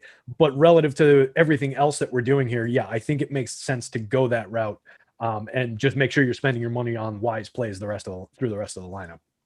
All right, and then another super chat here from Robert Warren. He's saying, do you think it's viable to play Sampson, LeVert, and Brogdon in the same lineup for single entry and cash? On most slates, if it was bigger, I would have said no, but the Pacers are so beat up and they have so few guys to take up usage that I don't have an issue with Brogdon and LeVert in the same lineup. And then Jakar Sampson is cheap enough on DraftKings that it's not like he's really that negatively correlated with anybody, right? If Jakar Sampson ends up playing 25 minutes and scores, 22, 23 DraftKings points, he's a good play and he's not going to really be taking away from anybody. So Terry, do you have any issue with playing LeVert, Sampson, and Brogdon all together? I would probably be more inclined to pick between Brogdon and LeVert and have no worries about rolling Sampson in there. Like you said, there's nothing wrong with it just because Sampson is so dirt cheap that he can just kind of build in and it's not going to cost you anything anyway. But given the fact that they're both in the 8,000s on both sites, I think I would probably, and they're both drawing ownership, I think I would probably decide between one of the two guards in more of my constructions. If it's for a single entry, I think that would be my inclination and just kind of spread out and grab some of the other value or some of the other upside. I don't think it's a mistake to do it. I just, in terms of how I would build the lineup, I would probably go that route. All right. We have a super chat here from Kren Bautista, but there's no question there. So if you meant to ask us a question, at me in the YouTube chat, and then I'll be able to get to it. And by the way, just something that our guy, Arkathel's a regular super chat lever and also is always active in the YouTube chat. Also, he doesn't believe us that we're not getting exposure to Brissett. So, I mean, we could circle back on this and talk about this a little more. First of all, I don't expect Brissett to start today for the Pacers. And here's what's different about this situation versus the other game. We have Doug McDermott in the mix. We have Jakar Sampson in the mix. So even though Batadze, Sabonis, and Turner are all out, this isn't a situation where Brissett is just the only big man to play. So the reason he got so many minutes the other day is because there was no other options. There are other options today. If we find out that somebody's scratched or he's starting, then I'll change a little bit. But yeah, right now I don't have him in my player pool, and I don't have an issue with that. It doesn't mean that he's a bad points per dollar play either. But to me, I look at the guys on the Rockets, like Brissett is a good points per dollar play. The guys on the Rockets are great to terrific points per dollar plays, and Brissett's just not making the cut for me right now. But yeah, if something changes when the lineup comes out, then I will certainly say like, oh, now I have Brissett. As of right now, I don't have exposure to Brissett. Yeah, like if we get news that Doug McDermott is on the Daniel House plan tonight where he's going to be dressed but not actually play or, play very limited minutes or something, then it could change some of the picture for Brissett. But I think that's it's enough to cut his minutes down by the ever important 8 to 10 from the mid 30s to the mid 20s. And especially at the FanDuel price, I think it's just untenable. And there are so many other good value spots that it doesn't really make sense. All right. And here we go. Now we got the super chat from Kren Bautista. Same price, Jakar Sampson or Martin. So I assume that means Kenny Martin Jr. I have more exposure to Martin right now. Which one is your preference? Yeah, I think I would end up, I'm not running a crunch right now, but I think I would end up with more Martin as well. That one was kind of standing out to me, even though I like some of the other players on that team a little bit better. All right. And then we got a super chat from our guy, Dennis Forgy, who's, hey, he's just leaving us news here. He's telling us that the Braves game has been canceled due to rain. That is something I saw. I'm not sure if Terry was aware of that, but yeah, I've actually been, as we've been talking, I've been updating my baseball lineups for that news. So I'm multitasking, but yes, the Braves game will not be played today. It was Braves Diamondbacks canceled due to rain. A game that, by the way, didn't even really have rain in the forecast when I looked earlier. At least not to the point where it was causing me to have concern. Like I think it was like 15% chance or something when I looked earlier. But I thought the Baltimore game was the much more threatened one, but it looks like that's completely changed now. So I got a little cosmetic surgery to do on some baseball lineups. I was just dropping into the sorting tool, and now I got to get a whole bunch of Diamondbacks and Braves out of them. So it should be fun. All right. So here's something else. What was that? I was just telling Dennis I appreciate the news. Oh, okay. Yeah. I mean, I could have, I guess I should have brought that up before also on the baseball news front. But here's something else I saw some people talking about a little bit, trying to figure out what to do with the Miami Heat situation. There's no Tyler Hero and there is no Goran Dragic playing today for the Miami Heat. So to me, that does bring Kendrick Nunn into play. He's somebody who's in my player pool. But he's not a massive part of it, at least not to the point that I thought he would have been earlier on DraftKings. And the reason being is because, once again, there's so many guys from the Rockets that I want to get exposure to that, yeah, I mean, I have Kendrick Nunn exposure. He's somebody that I'm getting to, but not like massively different from the field or anything. To me, he's just a neutral play. He's going about fairly owned. So Kendrick Nunn, what do you make of him as a value play, and how does he stack up to some of the options we have from the Rockets? Yeah, I think he's fine. Right. But that's all he is on this slate at 5,700. If the price tag was cheaper on FanDuel, I'd be a little bit more excited about it. I think the minutes are there. The production is certainly stable, at least 0.83 fantasy points per minute across the entire year. Should see upside in opportunity, usage, et cetera, across the board. But it's just, I think we've got better values, better point per dollar plays on the board. So I think I would probably get to some shares of them, just given the fact that he's got a decent amount better optimal line, a decent sized optimal lineup differential between that and his ownership. I'm stumbling over that sentence, but he's got a nice 6.6 leverage score is what I'm trying to get across. So I think that would thrust him into some kind of relevance, but like the overall upside for him is not really there at this price. It's a fair price, like you said, on both sites. So I think that kind of caps the amount to which I would be getting to him.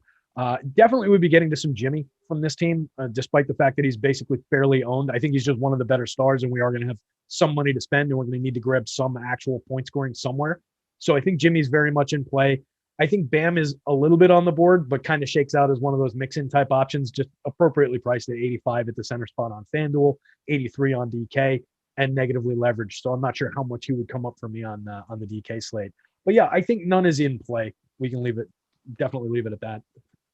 And then I think you made an interesting point there about Jimmy Butler, just on how, hey, we have, by the way, are you updating baseball lineups now? Do you need me to talk for a little bit?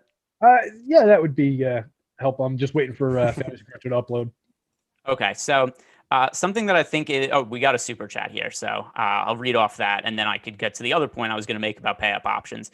Soldope1234 is saying, okay, I've narrowed it down on FanDuel. Joker, Conley, Brooks versus Olynyk, Doncic, Clarkson for GPPs. Also, I don't know why YouTube hates me, but I can't donate $5. LOL. Only more or less. Yeah, I mean, I don't know how YouTube works, but that is very weird that it won't let you.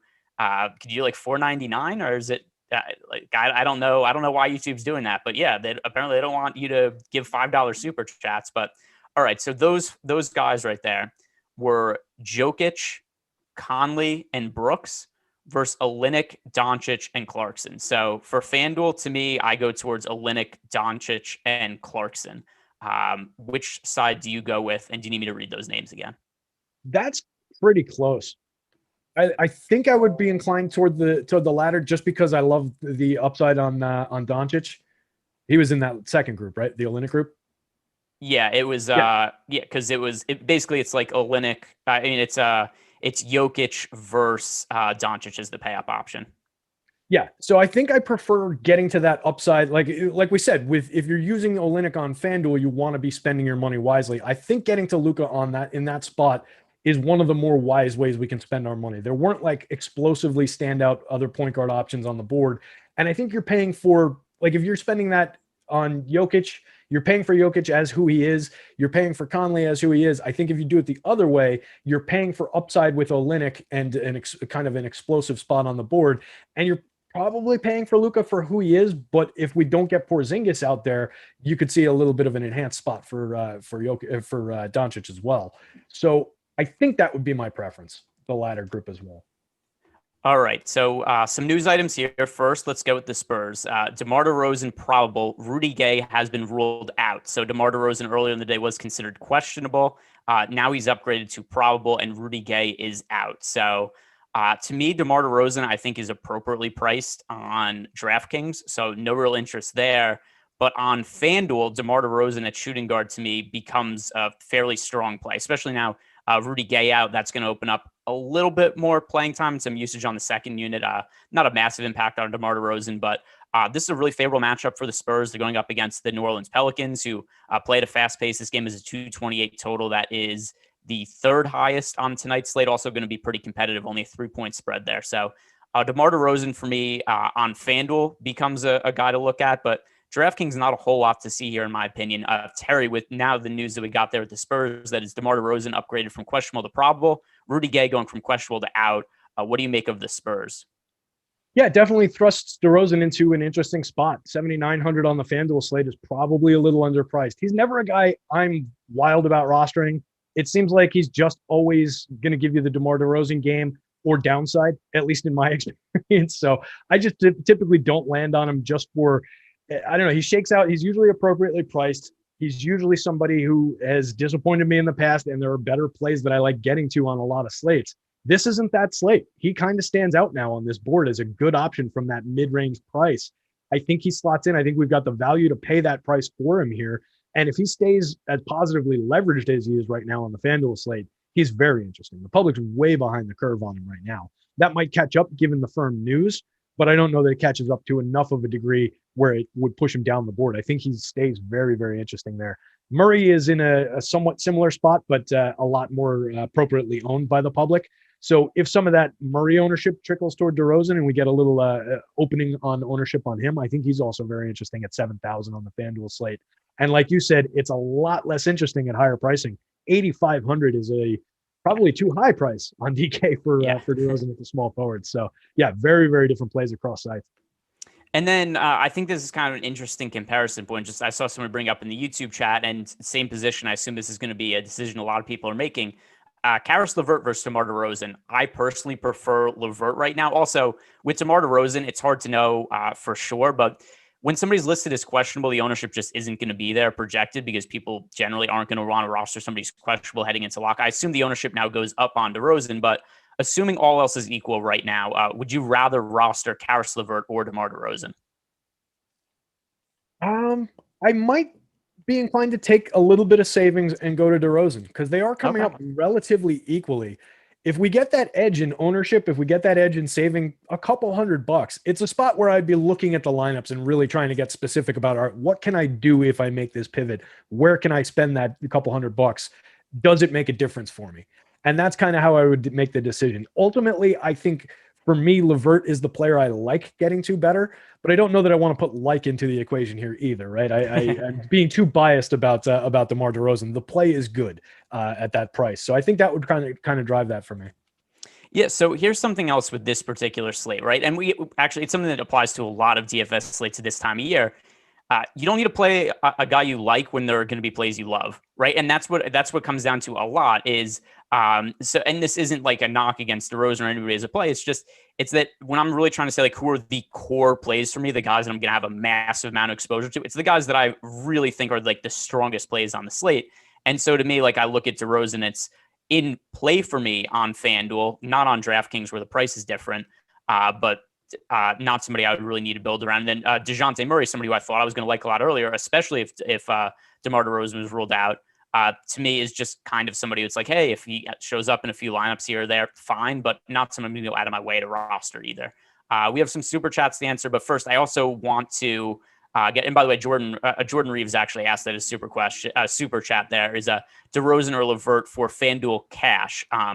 Given that it's a question specifically for cash, that also has me lean stronger to LeVert just because I haven't projected higher. And if he's going to be higher owned, I'm more inclined to go with the guy with more ownership. But now with it being just a cash specific question, does that change your mind, LeVert versus DeRozan? I agree with you on the follow the ownership idea for cash for sure. Yeah. And then I think there's probably just a little bit more safety in the floor maybe for LeVert there. So I think I would go that way as well. Not a big. All right. Did you see that we have the Pacers starting lineup? I did not. All right. So the starting lineup is Malcolm Brogdon, Karis LeVert. No surprises there. Edmund Sumner, not really surprising. In the front court, O'Shea Brissett and Jakar Sampson in the starting lineup. So with that news, what do you make of that starting lineup? I make that we might not see all that much Dougie McBuckets. Maybe that would be possible. And I think it would. I don't want to say it puts Brissett back on the board because I think that 5,200 is still tough to swallow given all the other value, some of the small forward value that we get at Houston. It's just difficult there where you can move him around on DK at 4,200 between power forward and center. I think it's going to make him a lot more relevant. O'Shea Brissett specifically. I'm still reluctant to say that he's back on the board for FanDuel for me at that price.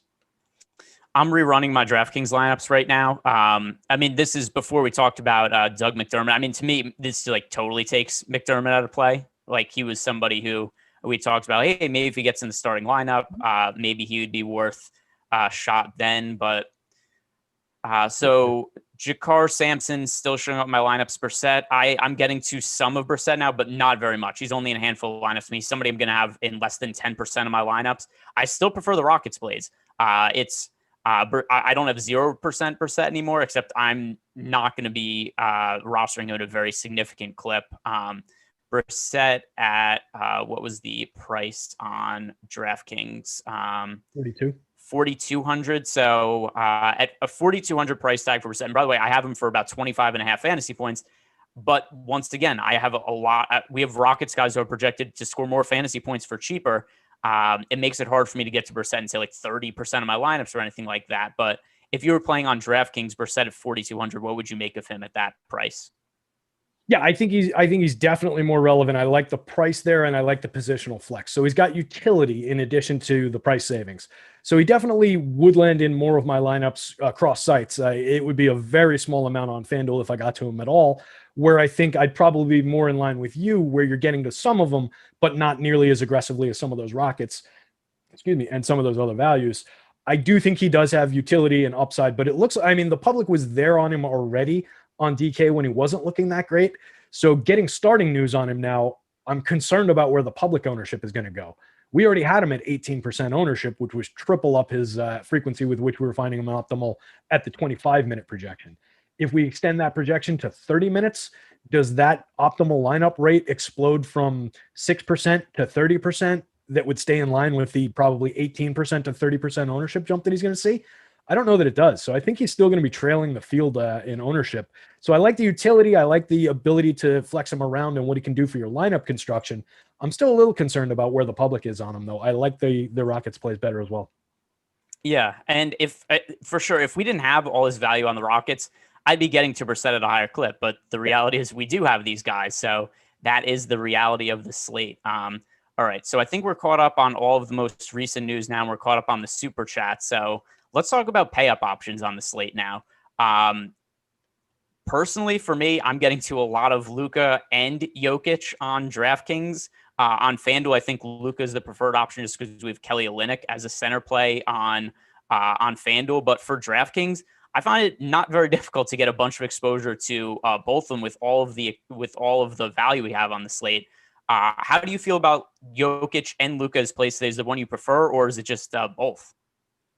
I mean, both is spectacular if you can make it work. I think it's a lot harder to make it work on the FanDuel slate, like you were saying. Yeah, on DK, where you can make that work, and you get flexibility with Luka. You can move him between point guard and forward, so you can include some of these other guard plays that we've talked about. You got to love that. I mean, there is significant upside to that construction. You're rostering by far the two best players on the slate, I think. Apologies to Jimmy Butler and some of these other guys, but these are the two highest scoring overall players on the slate. So I love getting to that construction where you can. Absolutely. All right. How are your baseball lineups doing, by the way? Because I'm trying to do that and NBA at the same time and talk. It's a lot happening. Yeah, it's fun to keep up with, especially with these little changes and wrinkles in Fantasy Cruncher now with the show bench and all of that fun stuff. So I'm making sure my guys are out. But I'm running a whole new crunch, so it's fun. That's kind of flying along in the background. We should get there, though, so I think we'll be okay. What are you doing on the other side of that question with the spend up options from New Orleans? We didn't really talk about them. What are you doing with Zion at 9,700 on FanDuel, 10-1 on DK as one of those pay up options?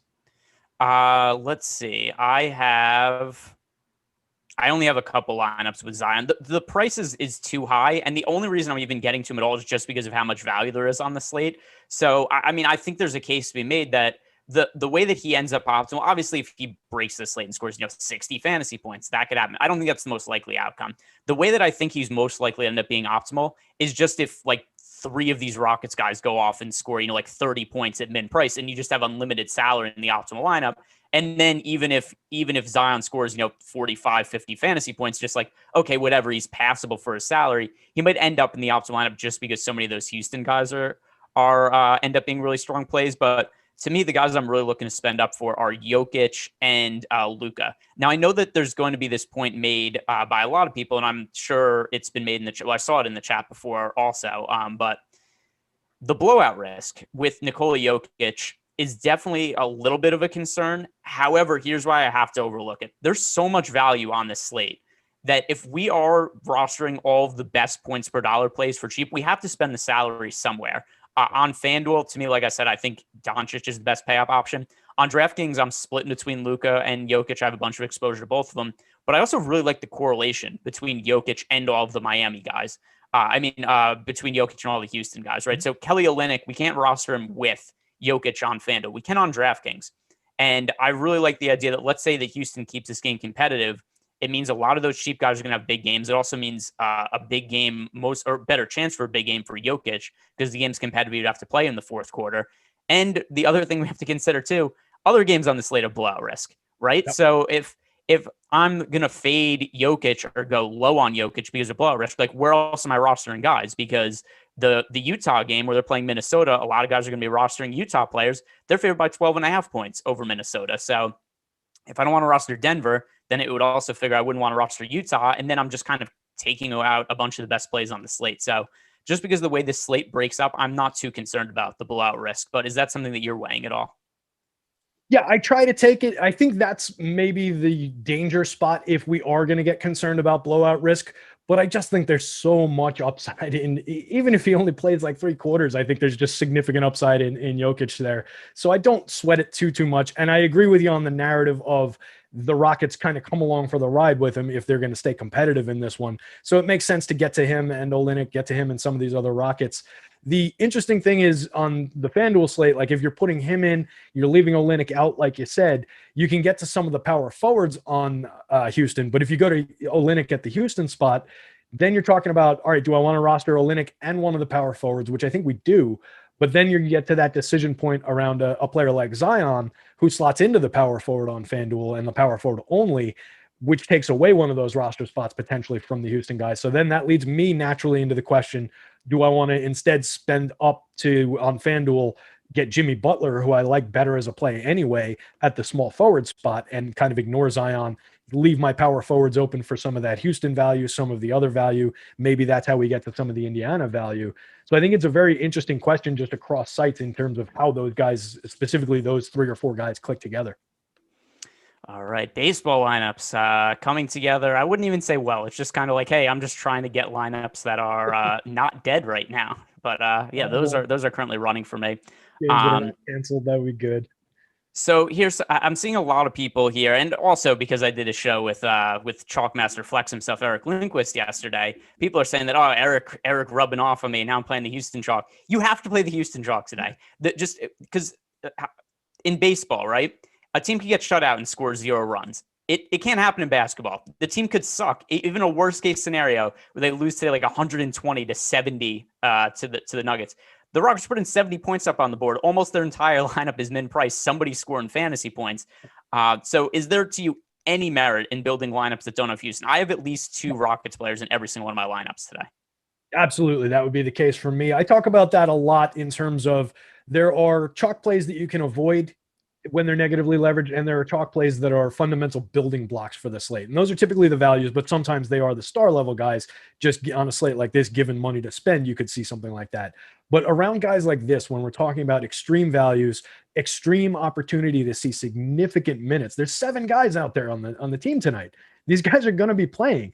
And like you just said, basketball is a rate-based sport. Even if they're missing most of their shots, somebody's going to be scoring the ball. They're not going to go out there and put up no points tonight. If they did, even if they did score 0 points, think of how many rebounds there would be, right? Yeah, there's an opportunity to score fantasy points regardless. You don't need talent in fantasy basketball. It's not like they're going to be rolling me. I don't know how tall you are, Greg, but it's not like me and Greg are going to be out there taking on Denver tonight. There are at least relative NBA players or at least G League level players out there. They're going to be doing some fantasy scoring. It would be absurd to build without them.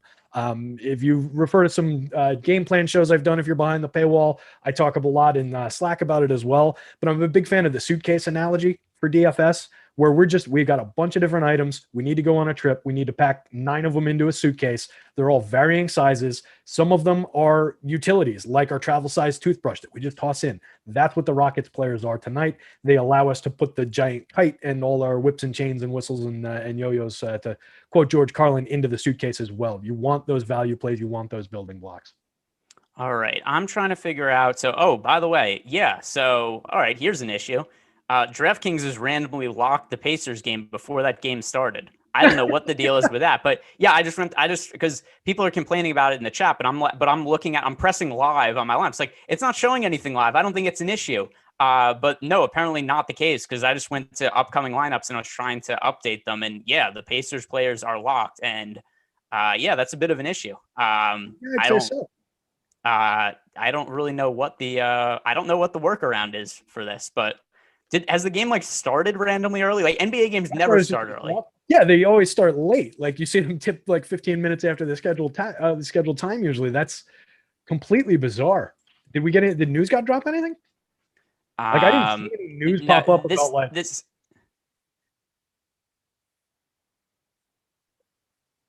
Started. Yeah, I'm getting some. So they just started. Wow, this is unheard of for NBA. They just started a game early. For what reason? I've never seen this before. What this? Yeah, I'm trying like now this is just a point of interest because an NBA game is never, I've been an NBA fan. I'm 30 years old. I've been watching NBA my entire life. I've never seen a single game start on time, let alone 7 minutes early for no reason whatsoever. Baseball, we see, the first pitch is thrown at like 7:07 if they say 7:07, but basketball is always like 12 minutes behind, 15 minutes behind. I've never seen this in 40 something years of being an NBA fan. Holy, I don't know what to do with this. And by the way, so people are saying right now, DraftKings, this isn't even a DraftKings fault. The Pacers game just started early. Right. Nothing they could do about it. The game started. By the way, O'Shea Brissett has or at least it's saying in the NBA app that it started. O'Shea Brissett has hit a 3-pointer, if that's the case. I was waiting for you to say O'Shea Brissett on his way to a double-double. O'Shea. Yeah, he hit a 3 on apparently the first possession of the game. But yeah, I don't know what is going on here. Is there a chance the game just hasn't? Does anybody can anybody look to see if the game has actually started or not? All right. Well, here we have I got several DMs saying that it started. Steve McGee saying the game has not started. He's watching it live. But how can you watch a game live that hasn't started? Fair point. But what's going on at ESPN then? Are they just making shit up now? Are they watching this show and trying to screw with us on our O'Shea Brissett? Like what?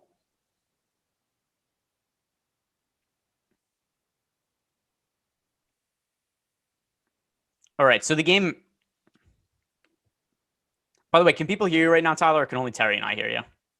Oh yeah, only we can hear Tyler. Okay, all right. Stop talking. We're listening to Tyler, guys. All right, so Tyler was just explaining to us what was going on. So apparently ESPN made a snafu, and they just started putting the stats up for the games. Now, by the way, also here's my understanding how the stats work. There isn't somebody at DraftKings who's like a magic elf that's just inputting the scores by hand, right? There's a third party that they have outsourced. I forget what the name, like Stats Inc. or something. It does the stats keeping for them.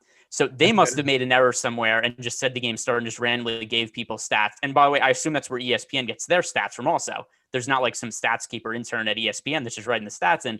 So whatever the score, whatever company is that does the scoring has just totally messed up here. And I don't know what is going to happen now. But yeah, this totally screws up this late. Like I was about to upload my final set of lineups, and it's like I can't because the game has already started apparently. Let me see. Right. All right, let's see if I could do it now. Has this been updated? Is anybody having success changing lineups right now in the Slack chat or anywhere? This is so annoying. Just when I thought we'd seen literally everything we possibly could from NBA basketball this year, oh my God, that is a totally crazy one. All right, so it says it's saying right now, or at least people in the Slack chat are saying that we could upload the lineups now using a CSV. Okay, so then they must have opened it back up with 4 minutes to spare or whatever, 3 minutes to spare. I guess. All right, so let's get on that. Gee, NBA gets so goofy the end of season. For some, I don't know why it is, but this is like total end of season NBA thing. This would never happen at the beginning of the season. Yeah, for sure. And this is an extreme for even NBA end of season. This is just totally bonkers.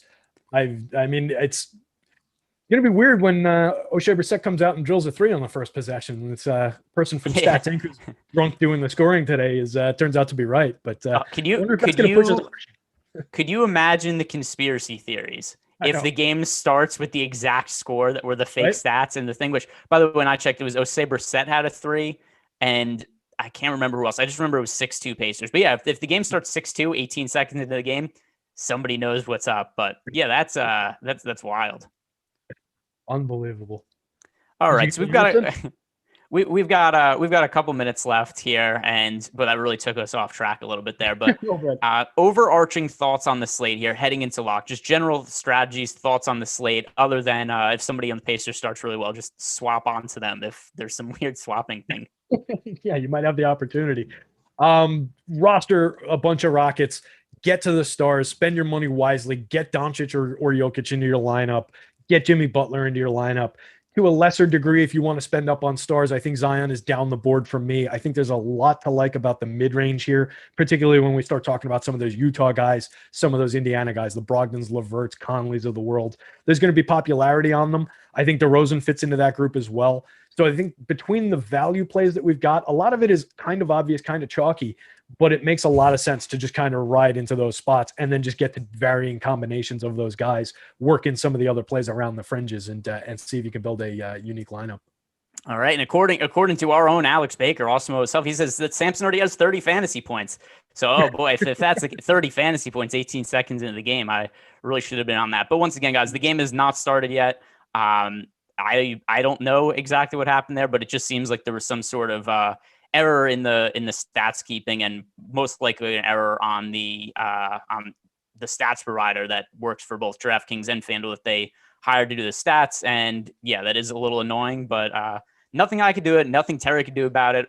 All we could say is this: I hope Jakar Sampson does score 30 fantasy points in the first 18 seconds of the game, because then my lineups are going to be sitting good. He is somebody who I have a decent amount of exposure to. But all right, guys, thanks a lot for sticking around, and whatever just happened with the Pacers thing too. That was an exciting way to close the show. NBA DFS never gets old. Guys, have a good luck in all your contests tonight. And if you haven't done it already, like the video and also subscribe to the YouTube channel on the way out.